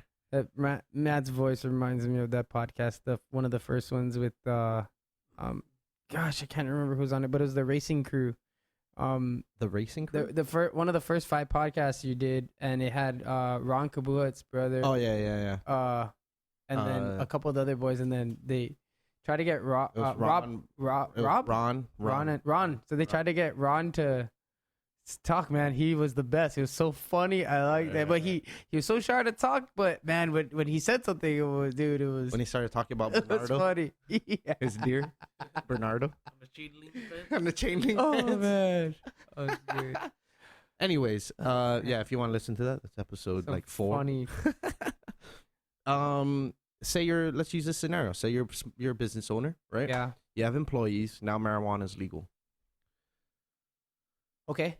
What as an employer or a business owner do you do to make sure that your employees are not showing up, to Stoned. to work? Yeah, hi. Yeah. Stoned. So the law won't. So the law here won't. How the question, to answer your question, how do they do that? The employers can have random drug tests. You can enforce that. That's fine. So they can make the decision Mhm. whether or not they can allow their employees to Yeah. consume marijuana. Let me give you I was thinking about this the other day. Let me give you a actual example, paint a picture. You have a federal contractor or federal, you work for the federal government, Oh. right? It's drug-free workplace in the feds, right? Right. So, and marijuana right now is illegal. So Right. that's going to be included on one of the substances that they'll test for. And so when you're a contractor, right, you have to abide by the same workplace requirements, and that's being drug free. Right. Now, if your workers are not drug free, those people are not drug free, then your whole contract could be thrown out the window, right? Right. Right? You can't work or you might not ever work for the federal government again. However the situation goes. Let's say you have that, right? You need to make sure that those people are absolutely drug free. Your employees are drug free. Therefore, you're gonna have to do the same things and test for the same substances, right? Right. You will make sure they're drug free. Now you have no offense, but just take it to the other end of the spectrum. You have a lemonade stand, or you have one of those food trucks. Or lemonade stands. Shout out to Holiday Lemonade. Or you have a hot dog. You have a shameless plug, right? you have a hot dog stand. Let's say Auntie so and so's. I don't know what's that hot dog stand or pokey stand, right? Right. I mean, are you gonna go and say if this guy's stoned, you're not gonna hire him, or that's a very important that he's not stoned? I mean, he's selling food. Is that something that matters to you? That's up to you. Yeah. Whether or not, but I don't know. Have handling food, you can't be stoned. I'm not sure about that. But let's just make it something else. Let's say someone's selling those fidget toys. to parents or to whatever, right? You have just somewhere you don't absolutely need to be sober. So ultimately, it should be up to the employer. It is up to the employer. The law has it here that I'm trying to look for it, but it's written here where it says something about Hey, like Matt, control find on the. it says on the something bill. about. Stop calling it a law. It's not a law. Sorry, the bill. Excuse me. If I say law, I mean bill in refer to this. I guess it's subliminally wanting it to be a law. I just want people to stop arguing about it already and just whatever. There's something in here. Yeah. But anyways, just search employer. Anyways, let's just keep going till he finds that out. Thank you. Please. Did I say please? No, you did. Here, employers driving minors and controlling their property. Here. No, it's gonna be under section 8112, chapter. You got it? Bro, this might be the most thorough discussion. It's cool. Public. This is upgraded. Independent. Good job, man. Yeah. I think we were talking about this a long time ago. I think he wanted me to do it. I was like, man, I want to talk. I'd rather talk. Thanks, Matt. But I didn't know you can talk. I didn't know you can talk and do it at the same time. Yeah, That's yeah. freaking awesome. Yeah, I'm trying to get him more involved in this That's conversation. cool. here. Yeah, Matt, what do you think? We're gonna ask He's you. very- I'm gonna he's- call you out. He's very soft spoken It's in okay. in his opinions. Just when we ask you something, just be like Master Random. Okay. Employers driving minors, driving, minors. Driving minor. Not driving minors. Yeah, Employers driving should minors. not be driving minors. Really. Employers driving minors and controlling of property. All commas in between. So, Section A, nothing in this chapter shall be construed or interpreted to amend, repeal, affect, restrict, or preempt the rights of obligations of public and private employers to maintain a drug and alcohol-free workplace. Stop. So just soak that in. Nothing in here is basically saying that employers, can maintain a drug and alcohol workplace. Like basically saying, it's up to you, employers, if you want to test these people for marijuana. Right. Go ahead. Okay. Require an employer to, or semicolon, require an employer to permit or accommodate the use, consumption, possession, transfer, display, transportation, sale, or growth of cannabis in the workplace. Pause. So what does that mean? So basically they can't, just because it's gonna be it. Well, just because it's saying that the employer, because it will be legal. It's not saying that the employer It doesn't require the employer to to do let anything them, about to it. let them use it. Yeah, it doesn't Right. say yeah. Right. It's yeah. legal, and since it's Do what you legal, want you with have it. to let have to let your employee smoke it. if Yeah, he wants it's to. it's saying you Okay. don't have to do that. It's not requiring you to do this. Okay. Or affect the ability of employers to have policies prohibiting the use of marijuana by employees or prospective employees in the workplace. Right. Okay. So it's saying it's up to you, bro, what Yeah. you want to do with your workplace. So all in all, it still gives the employers the the choice. the power. the right. choice and power to do this. Right. Or prospective Uh, employees, even yeah, people keep- are coming up. Keep going down. I want to see the nothing is chopper. What are you looking for? I want to see what the driving and the The driving is illegal. You still can't drive under the influence of marijuana. Right. So So what determines? How would they test? Yeah, how would I you think they determine? have it existing already. I think I want to say it's in there. It's already, because it's federal. I think there's already. I want to say Okay. that there's already kind of testing kits and all that stuff to check if you're stoned. Right. I mean, come on, just look at someone if they're reacting slow, all that stuff. Yeah. It's just like, how do you? Pupils dilated. Yeah, driving 5 miles an hour. You Right. saw that video. Are they driving 5 miles an hour? I mean, a cop probably waiting- won't waiting pull you for- over if you're driving 5 miles Waiting an for the hour. stop sign to turn Yeah, green. I don't think the cops, under suspicion of endangerment or harming anyone, it's kind of crazy. Okay. I don't know. All right. So it's illegal. It's just put influence, just control F influence, and then you'll. Yeah, right here. Oh, there. D, section D. Yeah. Hmm. So you can't. Yeah. So what's interesting?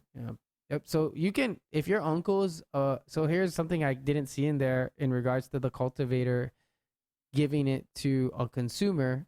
I think if your uncle's like a farmer, I think he can just give it to you without charging you a fee or because you're not selling it. or sell You're it to you. just consume it. You can't sell it. So probably in exchange for any other goods that's kind of similar. I don't know if you can barter. See, there's the thing is I didn't read all through it. I didn't see anything in there that said shit. Excuse me, shit. Did I just find a loophole or what we're gonna do?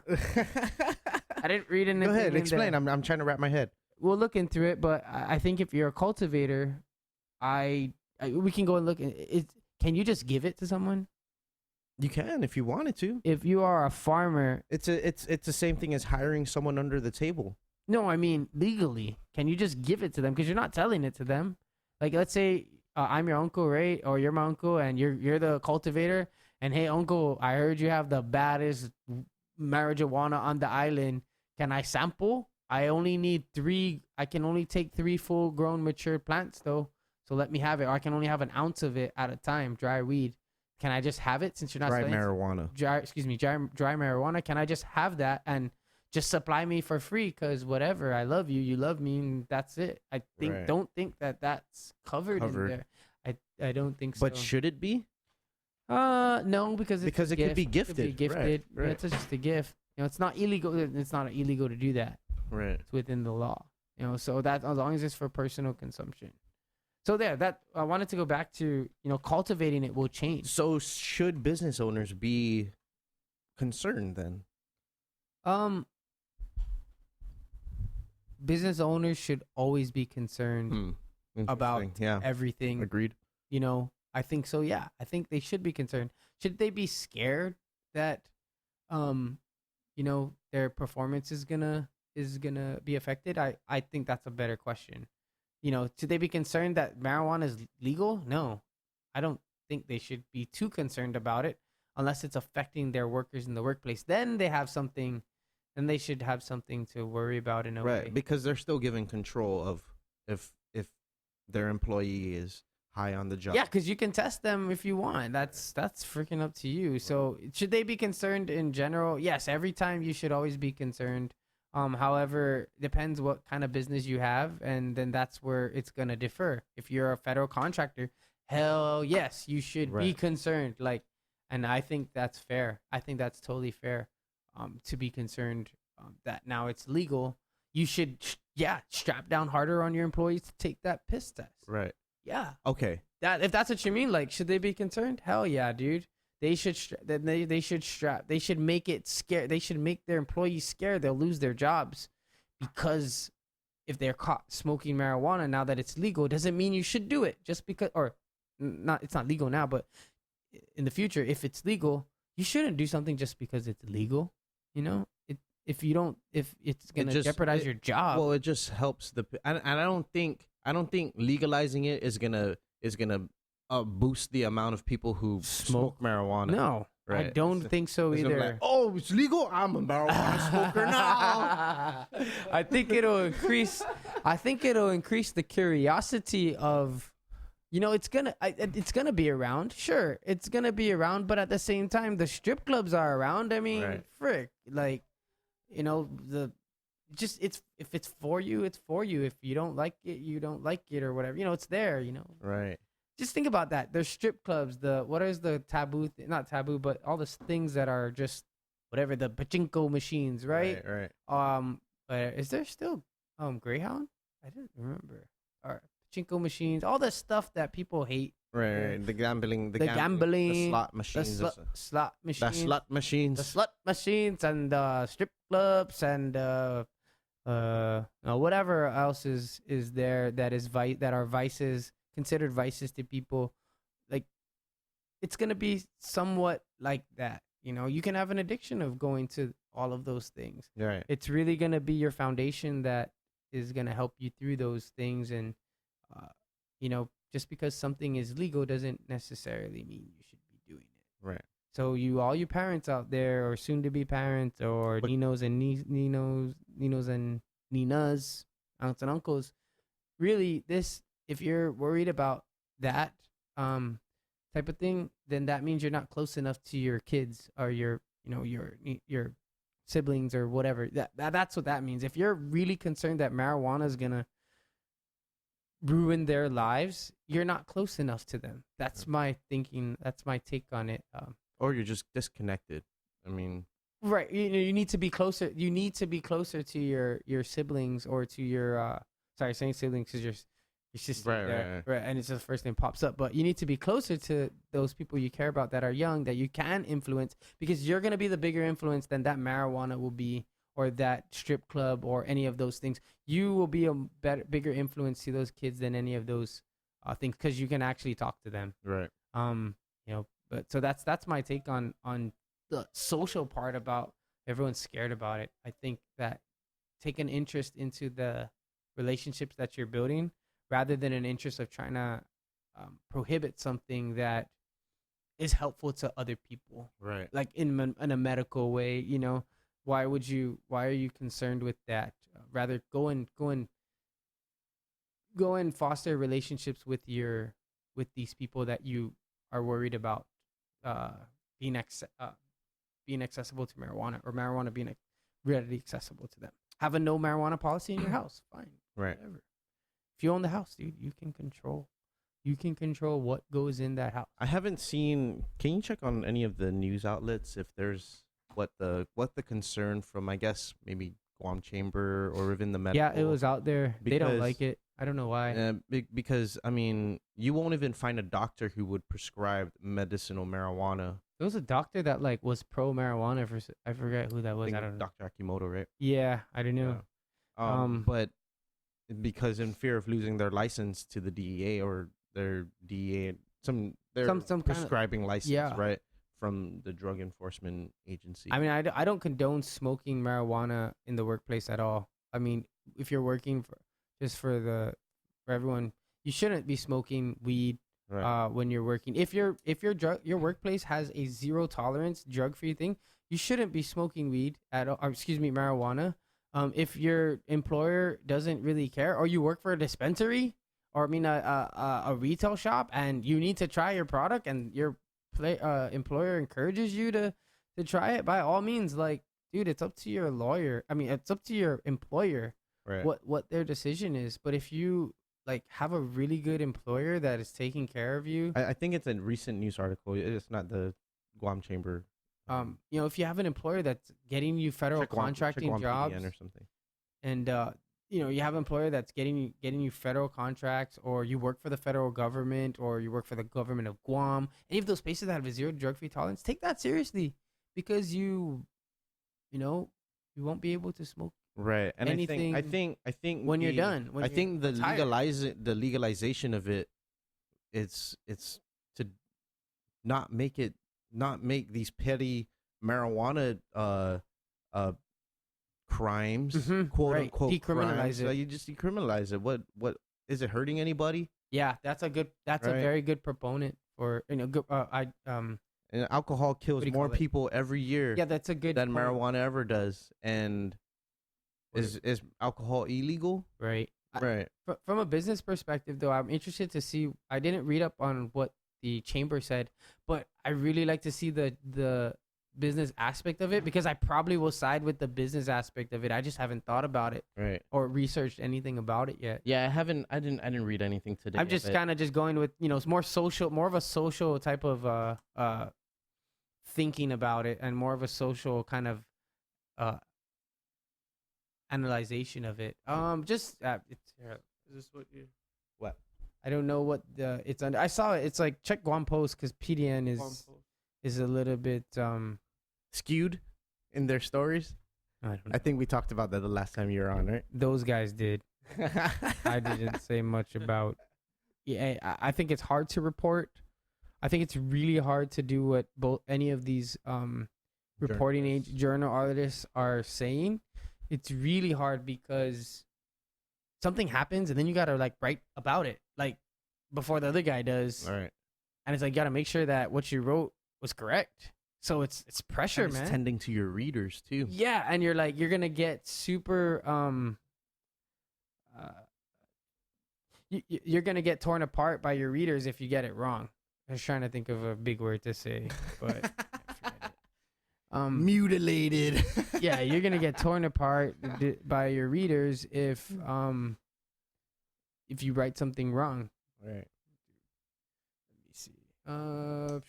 Anyways, Anyway, everyone's pretty much against it on the business front. yeah, I think, and I think in my business sense, whatever sense I have of it, I think it's probably not a good idea to pass this thing because you don't have a lot of the regulations and the restrictions. You don't have anything properly in place to regulate this from the business point of view. Right. It doesn't make sense to legalize something that doesn't have any business any positive business effects or positive business benefits. Right. And if you're worried about people coming to work high or stoned, I don't think that's it. I don't think that's a problem because alcohol is legal and people can, if they want to, drink alcohol before they go to work and be drunk at work. Right. And it's not a great idea. It's not a great idea, but you can do it if you want to. Yeah, you will know. The employer will know, and he will fire your ass. Yeah, but you can do that. But nothing's stopping you. So from the same doing thing that. with marijuana, right? With the legalization of it, it's not the fact that my employee is going to come to work high. They have to make that moral decision of whether or not they should be going to work stoned or drunk or or lit up, whatever. Lit. Yeah. Okay. Oh no, we're on a different channel here. I think Apple TV took over. Apple TV turned on. Someone's laying on. Oh, someone's Apple TV. It's one of those two. I think it was Mama. Okay. Yeah, we don't have to read up on any articles. That's okay. I just wanted to know what they were because I think I had Dr. Fred Schumann on the show maybe a couple years ago, and I asked him the same thing. I was like, okay, marijuana tourism, is it a thing? And he goes, no, it's. I don't think so either. I think people Asian countries won't come here to smoke marijuana. See, that's the thing is that's where they could have done the study. That's where I agree. Like, I don't think you should say something like that. Don't say anything like, oh hey, the Chinese people are gonna come, or the Japanese, or they don't say anything. Don't say that as an argument. As a don't pro-argument. talk about that. Right. Like, talk about how it's here and it's all over the place. Right. That's more of a better argument. Don't talk about, hey, you don't know because you didn't do the study. Hello. Right. Like, don't talk about that stuff.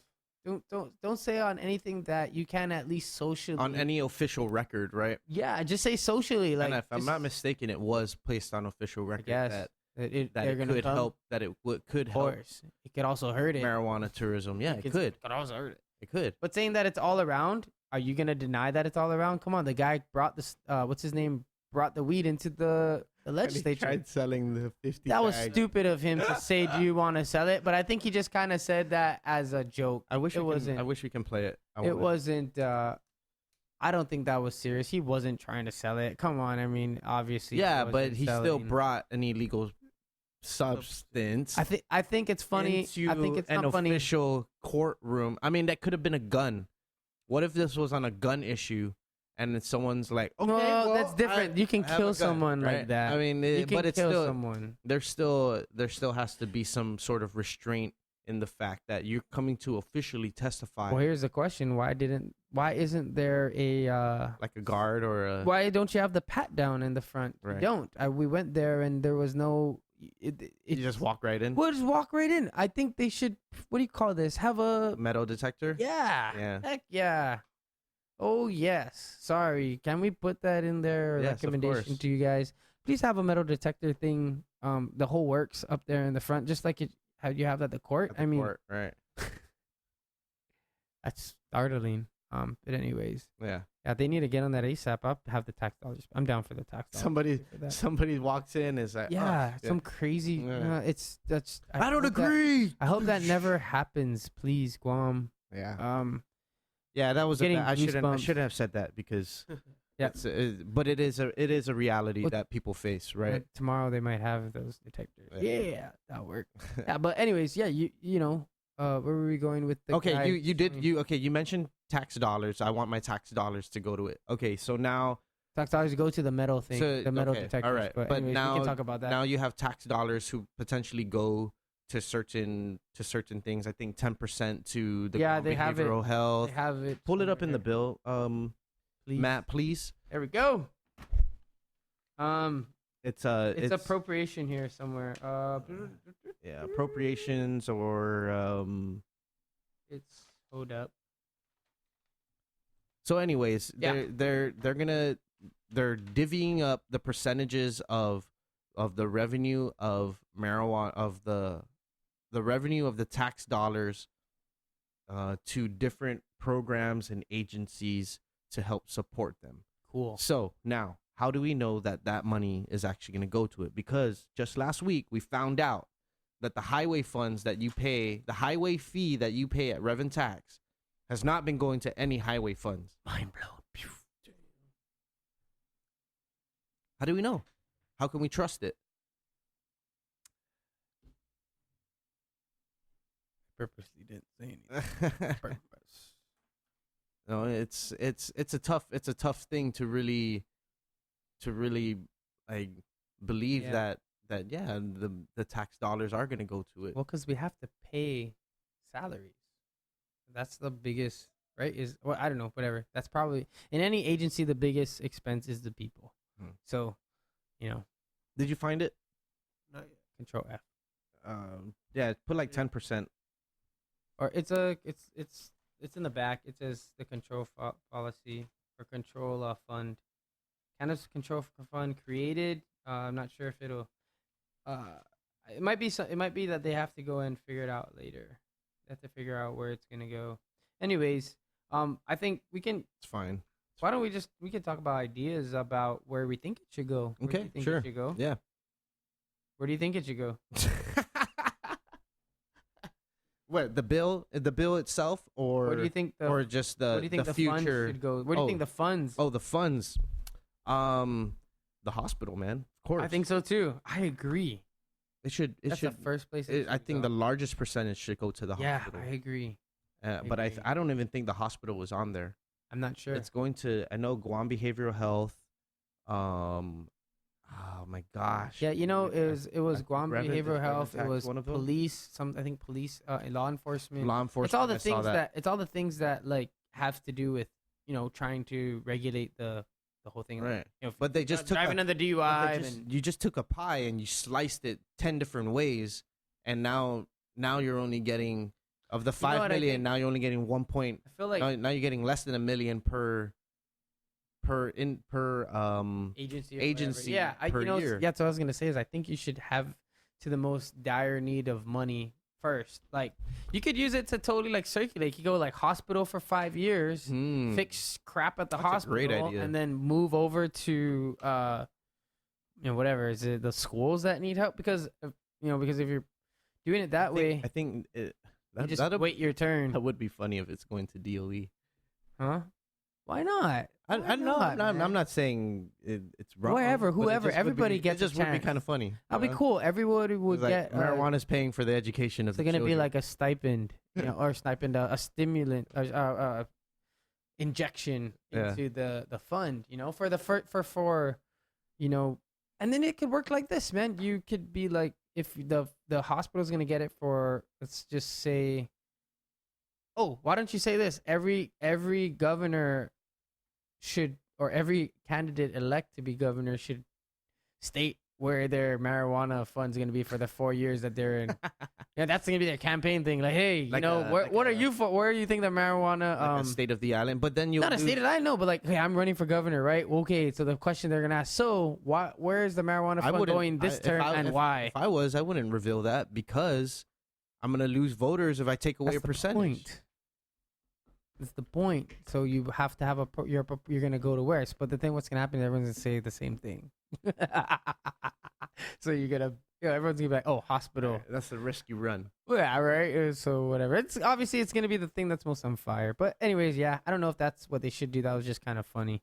Just wanted to throw that joke in there. Like, no, that's not gonna work because everyone's gonna say the same thing. But yeah, I think it should go to like hospital, maybe for like wherever whatever. Maybe you can vote on it, or you can have the lawmakers decide where it should go to each year, or whoever something somehow decides for 4 years or for X amount of years it goes there. Then after that, we go back to the drawing board, and it's gonna go to the next place that needs it. Right. Yeah, because then everybody, a little injection to any agency will be good. And like you said, divvying it up into like small pieces, you're not gonna feel it. You're not gonna feel the effects of the little pieces of. You ever eat a crumb? You know, like Or a thin crust pizza. you ever eat? There's nothing wrong. I hate those are good. Dude, they cut those shit in They're squares, they're bro. It's crispy, like, bro. You don't fucking- have to get it in squares, by the way.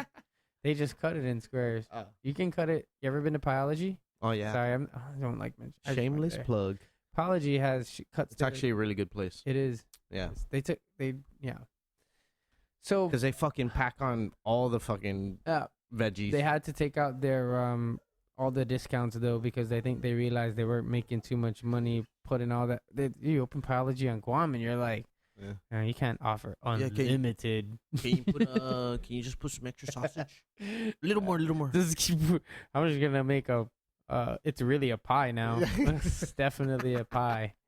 It's like One layer sausage. I'm gonna eat One this layer shit. of mushroom. I'm gonna eat this shit for days. Oh yeah, but depending. But yeah, I load my pizza up. By the way, Jerry hates it. My girlfriend hates it when I load it up. It's like I'll eat it and like it's like a mountain. Every time I'm eating it, like it's falling off heavy. already? The front part's down, so everything just fell onto the freaking the box. And I Yeah. try to eat it. Now it's just bread and some sauce. It's not a good. Just take a spoon It's and not a good advertisement for them. yeah. No, it's great. Take a spoon and eat it with a fork, and now it's like what? You turn your pizza into Now it's taco. you know what you call those? That's lasagna. a lasagna. You're I not don't wrong. know. You're not I wrong. guess. Well, it doesn't have I feel the like pasta. though, Matt, how long we been going for here? Going 2 for hours? An hour 47. Ooh, what a brisk That's not conversation long. here, man. We haven't really concretely talked about anything. I which feel is like cool. we did. I feel like we nailed a couple things. Yeah, we read the parts we read. We got correct. right. But I think there is a lot to learn, and Yeah. I'm obviously not educated on this bill Me or neither. any Me cannabis laws throughout the United States, and I just feel personally it was rushed through, and we Mhm. shouldn't be rushing through the process. A process is a process. We just have to trust that. Yeah, right. Trust the process. Yeah, And some will say not the politicians. right. So That's what some people like to say. I don't know. Is there anything further though that we need to go on to just sort of nail the coffin? Yeah, you know what? I wanted to the part about the personal use of cannabis. Can we just touch just a little bit about course. that, because Of course. I think that's going to be the biggest. I got time if you got time. I got time. My girlfriend's here, so we're not going anywhere. Cool. That's cool. I don't have to. Thank be you, here. Jerry. Did we eat? Who cares? We eat after. We eat some cannabis when it's legal. Just kidding. That was a joke. Anyways, the personal use of, so let's say, you know, you said if and when Can Matt reference this? Matt, can Yeah. you reference this yeah, on the screen. 801, just put 8103. 8103 section Yeah. subsection. This is cool. I want to go through most of this part of the Sure. Yeah. of yeah. the bill, because this, I think, is going to be the biggest you're going to see this in the biggest change, or how do you say that? This, you know how we can't go and buy it, but we're going to be able to cultivate it ourselves in our own houses. So I think that's going to be the biggest change that you're going to see within your own house, or, you know, within your own household, is going to be the personal growing and use of cannabis, because you're not going to be able to buy it. It's going to take all this time to do all the applications for the board to figure out how the sale of it's going to be taxed, or where is Right. it going to go to. Just control F 8103 or personal use. or personal use. There it is. There. So personally, so this is to me, this is going to change. I think this was really a big something we should talk about is What are people going to be able to do? Because ultimately, it's a recreational marijuana bill that they're trying to You might as well say weed. pass. Weed, no, because Oh, it it's is cannabinol. cannabinol. Okay. So, personal use of cannabis, notwithstanding any other provisions of law except as provided in this chapter. Basically, the following acts by persons 21 years of age or older are lawful and shall not be a criminal or civil offense under Guam law or be a basis for seizure or forfeiture of assets under Guam law. Sorry, I think I skipped a couple words there.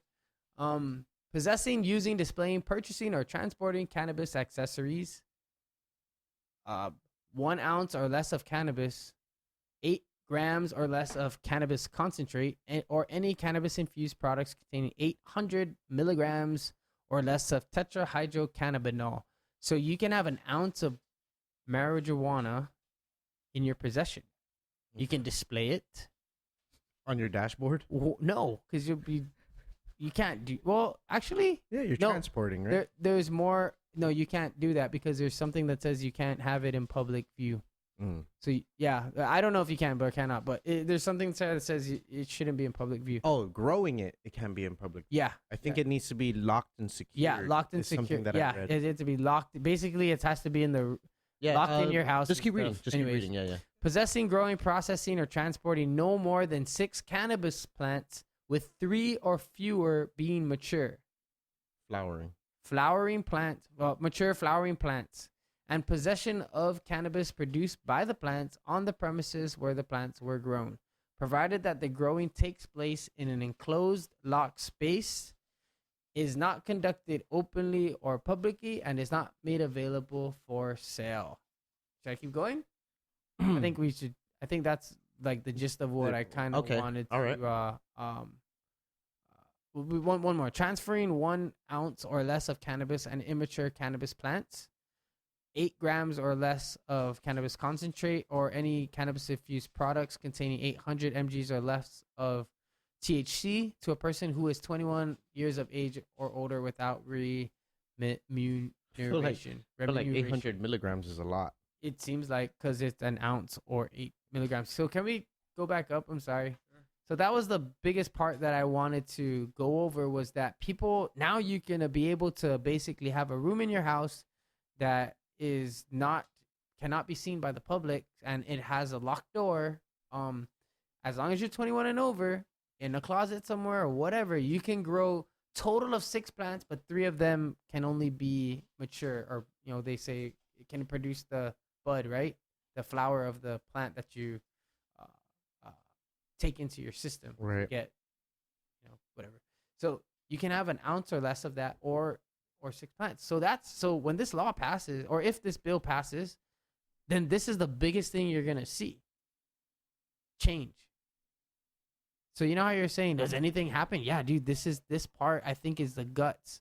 This is the hugest part that I think is not being ignored, but it's kind of, I don't think this is talked about as much. You're hearing about the sell and the stores and all that, how it's readily accessibly available because you can go buy it.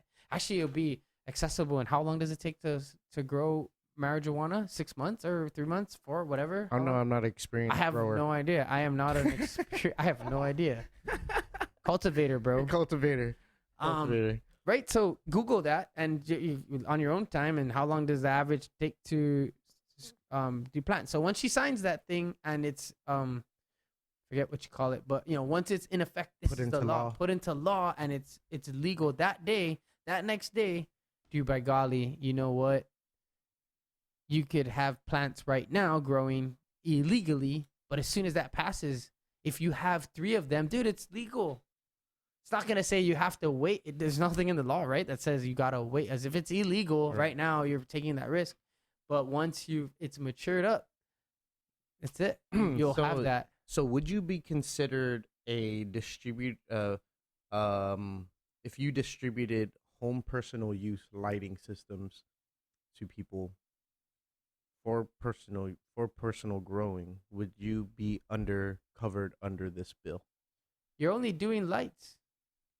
Yeah. What's wrong with that? You're still distributing it. But only the lights. So you don't necessarily have to say they're lights for marijuana growing, just plants growing.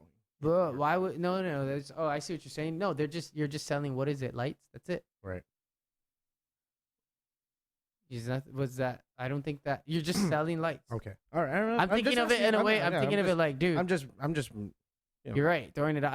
I because you're only gonna be looked at if you're selling the product, the actual marijuana, right, or whatever product, marijuana product. But everything about the marijuana product that you're using to cultivate it, like that could be used for whatever else. Right.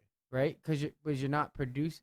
But see, if you're mass producing more of it, then how would that justify anything of being how would that justify you breaking the law? Because you're just making it for. I mean, dude, there's nothing.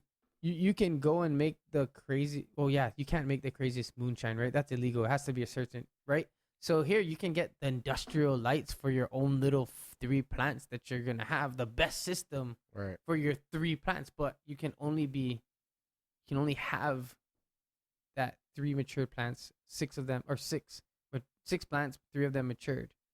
You can't have more than that. So this will. So it's up to you to have the baddest. You can have the baddest setup. So this will be the biggest significant change. I think so. For me, I think this is more important to discuss right now.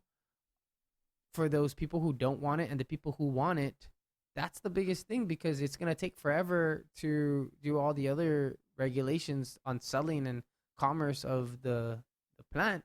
But as soon as this comes to, it doesn't say you don't need to go and have a license to grow, right? It's not. I don't think it's anywhere in there. It only has this. So right now, you can start buying all your stuff. But then where's the seeds gonna come from? That's the part that's funny, is I didn't see anything about seeds, which is cool, because there's an assumption that the seeds. Take it down, Maddie. You're good. Thank you, Maddie. There's an assumption that the seeds are there. Right. And, you're not going to import them or whatever. They're just going to grow. And I think what's going to happen is, I don't know, I think you'll have the seeds, you'll plant them, then you're going to do all these tests. You have these people come in and these tests and figure out what seed you actually have. What strain of cannabis did you get? And that's where you're going to have the competition start to see. There's going to be a lot of competition is trying to figure out what strain and which strain you have, because right now it's a seed and you have no freaking clue, because there's no regulation on that seed and there's no lab. There's no regulation on that seed, right? So let's say they get it from heaven, the so-called quote heaven of seeds, wherever that is, right? You have this from heavenly seeds, right? So you can't. So here pops up a seed. Oh, this is the best, right? You don't know until however 3 months from when that seed is full grown, and you test the strain. I don't know. Can you test a seed? Yeah, if there is a way you can test the seed, and you're gonna have to take that risk as a cultivator to figure out, hey man, is this seed gonna be the best product on Guam? That's gonna be the biggest thing. But I don't know. Whatever. Well, we shall see. We shall see first. If this thing is going to be put into law, we shall see. Yeah, I don't want to give any people ideas on what they should and shouldn't be doing. They should read the law. That's what they should. Yeah, read the like the we bill. said. Don't depend on us. We're not experts. We're just kind of just reading through it and kind of just putting an analytical take on how we see it, and just purely personal, like how. I think I wanted to give kudos to and good jobs to all of the senators that have sat in these hearings and in these the bill debates on the bill discussions, because it's not hard, man, to be up there and make sense of all this information, then make a decision on whether or not. It's not hard, or it's hard. I mean, it's not easy. Excuse me. Okay. It's not easy to do this type of thing, and whether you agree with a certain senator or not, or even the governor that's going to be signing or not signing or vetoing or whatever, it's not easy to make those decisions, and it's definitely nice to see that they're all at least actively participating and they voted. So go out there and vote, man, and vote next time. But for this This time, all boils down it to boils down to that. To being be a honest, fucking citizen. yeah, go right now. Don't say anything to anybody that votes, but just go and vote next time, and please kindly just refrain from participating in official discussions or even Facebook discussions If you're not a voter. if you're not a voter. If you are a voter, hey dude, let's talk it up. Sure. Did you vote? I did. Obviously. vote all the time. Everybody I know voted in here. Mm. Maddie, you voted, right? Yes. All right. And I know Jerry voted. We all voted, and it's fun. It's really cool. Yeah. It's cool to see. It's cool to vote and get the person you wanted to get into office that you voted for. It's nice to see them, and it's nice to see that they followed what they said they were gonna do. And if they don't, maybe things have changed. Why don't you go in and talk to them again and see what happened? Things change. Things change, and views change, and you might have thought you were for something, and you didn't realize a new point came up to you, came to your desk, and like, hey, I didn't know that, and you now have a different view about it. Like, we could be singing a different tune a year from now, and agreed. who knows? Agreed. Agreed. So, I mean, I'm always open to that. Yeah. So. Everything that I said tonight might just be completely wrong. Yeah, I might be completely wrong too. I really want to see the business side of it. Me too. I was very just curious. I was just reading Even the law. even the tourism side, I would like Yeah. to really see it. So, just to conclude this discussion, veto or sign into law, what's your choice? You think? I don't know. Just say it. Me veto or sign into law? If it had to be, if a decision had to be made right now, and you were sitting with that pen, would you veto it based on everything we discussed tonight? Would you veto it or sign into law? I think. Or do you think it should Somebody be said- vetoed, or do you think it should be signed into law? Somebody said the governor should just not do anything. Yeah, it'll lap. Let it. It'll lapse into law. So she said don't. Someone said don't sign it or just let it. Just don't do anything with it. So what's your opinion? If I was the governor, I'd probably do the same thing too. It's a good political move to just let it lapse into law, because whatever. It's not a bad political move. I think maybe I'm with veto. veto. I think as it is, I feel like I think it could be written a little bit. I think it's greatly written. I think it could be written a little. I didn't read through the whole thing. You had the first parts I read. I think you could. I think it's great written. I think it's a great start. Wait, so okay, there's a difference between greatly written and great start. It's a greatly great. It's a great start to a. It's a great start to a potentially great to greatly a written yes law. exactly.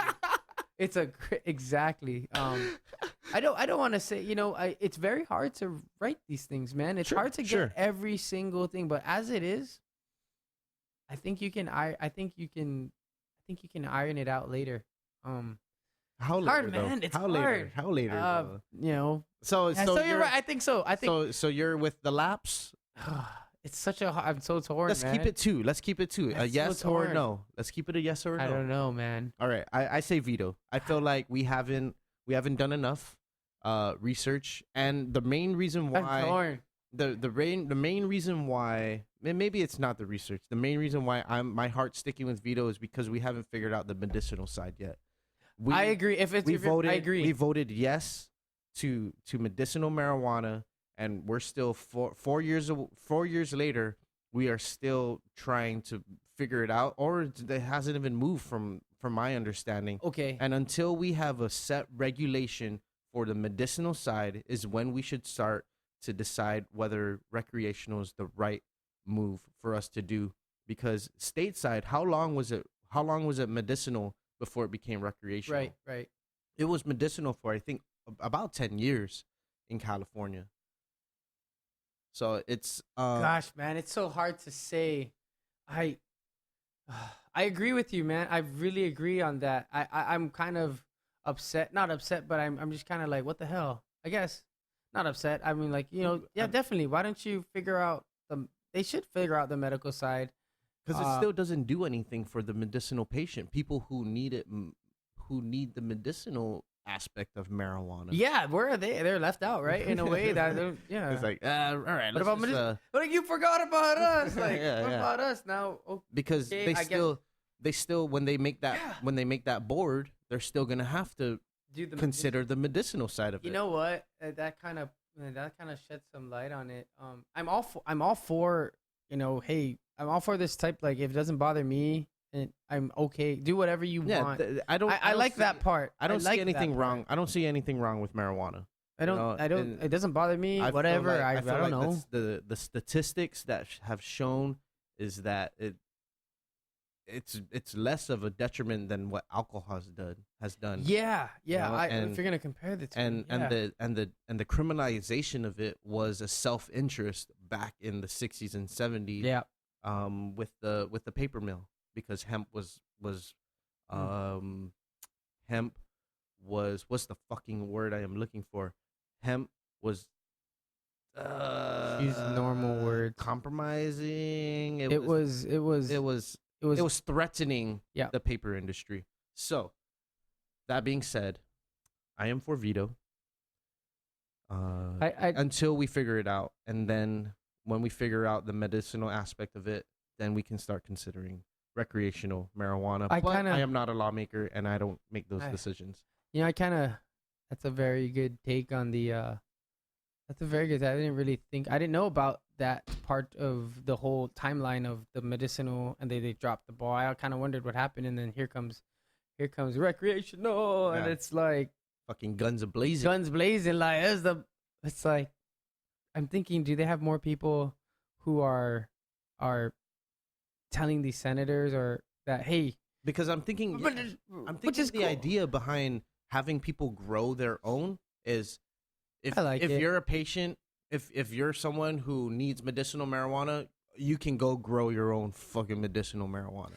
Yeah, if we're gonna compare it in that But way, if I was a real patient who needed medicinal marijuana, I wouldn't want to grow my own marijuana. I don't have time to do that. I want legit medical yeah, grade marijuana for me to go and pick up from the store or delivered. yeah, I see. Yeah, right now, as it is, I think if this medical marijuana was included part of this law, I'd say pass. If that whole thing was if they included the medicinal part, whatever they need to do to close it off, and put medicinal and recreational in one bill, I think you have a winner. Yeah, I agree. But I feel bad now that you say that. I kind of feel bad for the medicinal peeps out there, the medicinal patients that also are left. They're left You feel out like of it this, kind of went out the window? or whatever the case may be. Like, but I do think I am on the side for pro. I would have to. If I have to say both. I don't think it's it's as bad as people say it. It's from God, because it's from God and it grows in the ground and all that stuff. I like that argument. And the whole thing about alcohol, the deaths from alcohol and bad decisions that are made from alcohol. I mean, bad decisions from weed are like, nah, dude, I'm not gonna get off this couch to go eat that cheeseburger over there. Actually, no, I am. Or wait, no, I'm not. Okay, I don't know. So but I think there's nothing wrong with recreational marijuana. I don't think there's anything wrong. That's an all-encompassing statement, but having all the bad things that have been said about it, I think they don't outweigh the good or the absence of bad. For sure. That's kind of what I think. If I had to say anything about that, but I don't know if I would. Man, maybe veto. I guess veto. I'm kind of changed. I was pro for it right before you said that. I was so like, yeah, this bill is great, but include the bill as it stands. as it stands. As it stands. Without the medical stuff, without any mention of medical at all, you probably should veto that thing, because you need to include the medical in there. You gotta include that part in there. Yeah, there's no bills. We didn't for the talk medical about side, that. right? We didn't talk about that. I brought before it up. this. I brought it up briefly. The medicinal side. but not that it should also no, the way you put it, that was different. I never thought of it that way. But yeah, they can somehow put an amendment to include the medicinal part in here. They should and not be worried about the fear of the whole thing Maybe there's a medicinal bill that we don't. The Compassionate coming Act up. isn't Is it coming isn't it up? the But they pass a lot of stuff real the fast. conception what's his name, Savage K's They passed a lot of stuff. Remember the Compassionate Act, right? remember the 21 years and older from 18 to 21 for Right. alcohol? They Right. changed it in overnight. I mean, Right. like, so Right. what? Now it's this. So now see, I'm on the other side. Like, you just pass it because how did they pass that thing without studying it and all that stuff? They just somebody. I remember that somebody got hit on the side of the road and there was like 5 fatality or like fatality after another, all DUIs in a row, and all of a sudden now they're gonna, without doing any studies or whatever about alcohol or all that stuff, evidence. It's evidence. That's what. Okay, yeah. So that was the evidence, right? Okay, yeah. So, but I mean, without further looking into, And plus Wow, the they're whole all- and plus the whole United States of America is 21 and over, right? yeah, but the whole right, whatever the case is, they did it quickly. They did it the same amount of speed just because these things are happening. You know, But it's One after another. it's the taboo behind marijuana, right? that's what. So, I mean, if marijuana was like not as seen as taboo as much, if it was like, what do you call those things? The the vape the pens? vape pens, right? Those are kind of like they just legalized it fast because it wasn't taboo. But here you come marijuana, and they kind of make It's you a better somewhat alternative high. to cigarettes. Passed. Yeah, no, it's like, why are cigarettes still illegal? Right. You know, it's just a weird thing. Right. Um, They're just gonna keep raising the prices of cigarettes until people stop buying cigarettes. going to, it's addictive. Oh. You know, so I can tell you, but I don't know, man. Yeah, I was a cigarette smoker for many I kind of funny because I want to say pass it. The part of me wants to say pass it because I want to see So you're so you're a split decision. split decision because here, let me tell you the passing part. I want them to pass it because I want to see how everyone reacts to it when it's passed. Like, you know, I want to see the experiment go on. Like, I want to see, okay, we passed that law without doing any of these So studies. now what next? Yeah, I want to see Okay. how the community will like react to this kind of thing. That's the Okay. cool part. You know, I want to see how they'll take the trial and error type of. I'm gonna call it trial and error. Like we said, we didn't study it and all this stuff. I'm kind of interested to see, like, okay, so how is everybody gonna react once it's passed? Like, I just kind of want, like, what's it gonna be like? It's history, dude. It's Right. it's kind of weird and exciting. It's actually here on Guam. Like, this thing It's is happening right it's now. happening. So Right. it's like, I want to be alive to see that kind of. It might not ever pass while we're alive, or you know, if it doesn't get passed this time, like, who knows? I if think it's- I think it'll pass before we reach a decolonization Dude, decision. you, To tie it back to the beginning of our conversation. you don't know that, but we don't know that, right? We can't for sure say that that's gonna happen. So that's part of me is like, dude, let's just, holy shit, Yeah. let's see if Guam can actually pass something that's just seems to be so far in our reach. It's like this weird, I see what you're saying. you know what I mean? I just that's a part of me that's just like, oh, dude, Trial by fire. let's just see what happens. But at the same time, I do think my analytical side wants to be like, dude, we need to study this and figure out how it's gonna actually work. Like, you know me thinking about this, like, I like to think things completely through. Like, let's figure this all out and then we'll do it. Right. But you're hearing this, fuck it, let's just pass it and see what happens. You Right. know, so It's the way it's going through is what's fishy to me. I'm like, yeah, because wow, it's the this is first, kinda like- because it's the timing. It's the first thing that they're gonna, that the first big controversial thing that they're I putting mean, in they were law. taking a bunch of bills. I'm like, all right, motion to move it to the end of the line. Yeah. They're usually, they need 2 gavels. Yeah. So- It's like, okay. end of the line, end of the line. We're Yeah. trying to get to 32 already. Yeah, they have see the thing that pisses me off, they have other pressing issues, and Yeah. you know, I saw the media trying to put the hospital reaccreditation, or was it not reaccreditation, it was They were about to lose it or something. lose something, the Medicare, right, right? They're gonna lose the certification or whatnot, or eligibility, whatever. But I don't think anybody read that thing because they didn't post anything more about it. They just Right. posted something like, "Oh, they're looking optimistic." Like, Like, did you just post that in there to? Well, that's media, Take- right? They're gonna talk about the big ticket item It's rather crazy. than all the other shit. Well, they tried to take away. They mean, tried to stir that up. Try to stir up. How far has Simon, the rebuilding of Simon Sanchez, like simmered down? It's like, I know. you don't really It's hear so about it crazy. anymore. You know? That's about it. Anyways, let's fucking end this, bro. Yeah, my bad. Sorry. I feel like no, It's great. not bad. I feel like we had a great discussion. that was good. And anyone who's listening, like we said, We're do not take our word for yeah. it. Go read the bill. Yeah, and read the bill yourself. this was just thoughts on our what we thought about how Yeah. the bill. We're not was. even political experts. I have no idea about politics too much. Really, I have no idea. It was just.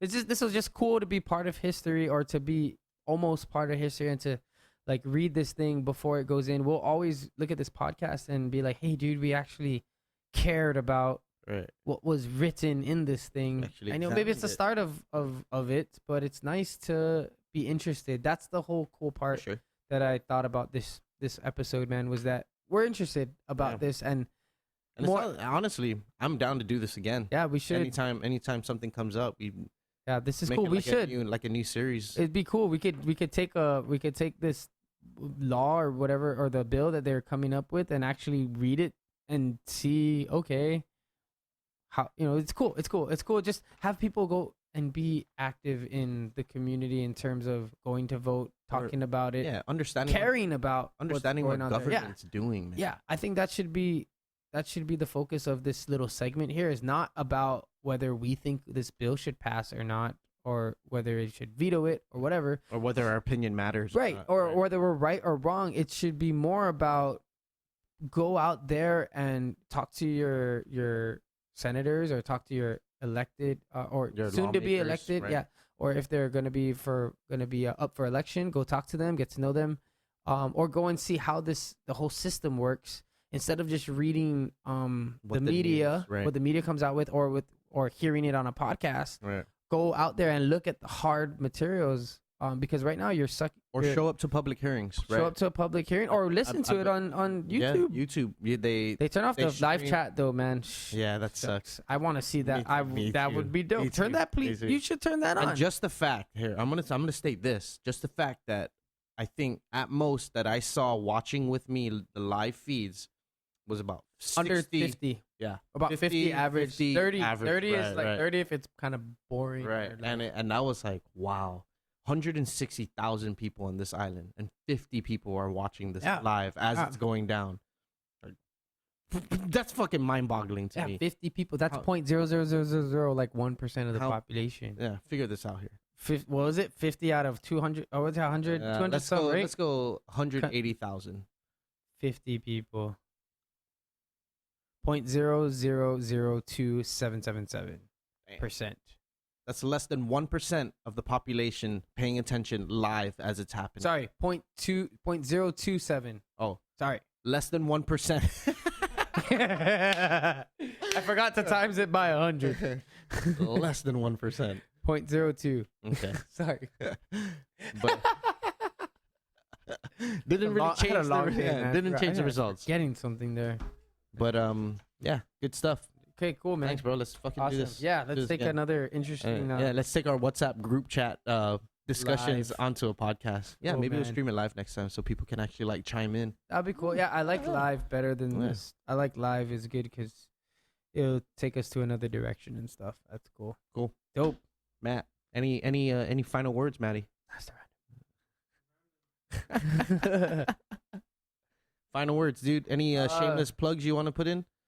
Yeah, not really at this time. Hit me up on Instagram, or don't do that actually. Just kidding. No shameless plugs. I don't want I'm not representing anybody or any other companies or nonprofits or anything like that. Just simply trying to have fun on this podcast, and it's pretty dope.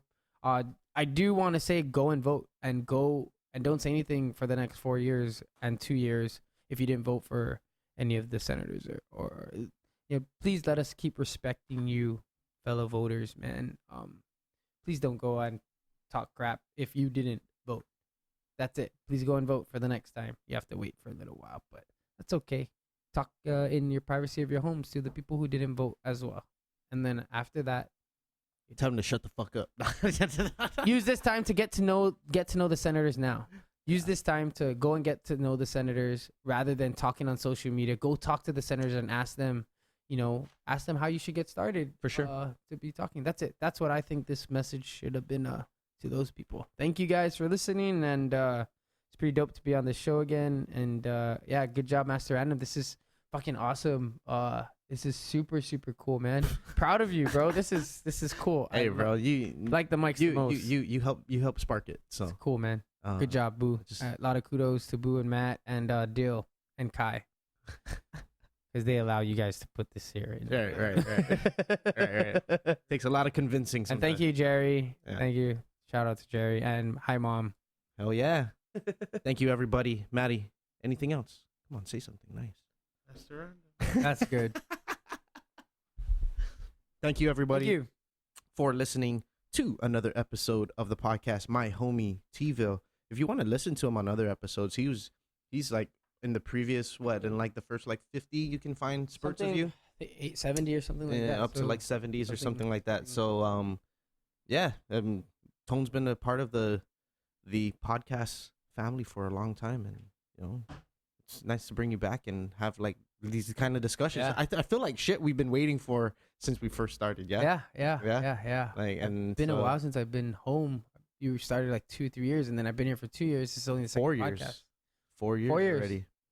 2015. Yeah, so 2 years. I was there for the first 2 years, and then Yeah. It's been 2 years since I've been back. So come back on Yeah. more. Sounds good. We won't wait 2 years.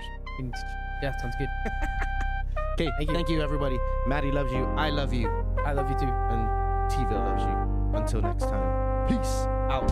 Hey guys, thanks so much for listening to this episode of the podcast. So what do you think? Sign, veto, let it lapse? It's tricky. It's very, very sticky situation, and we really have to be careful moving forward because it can have a lot of benefits, or it can be completely disastrous, honestly.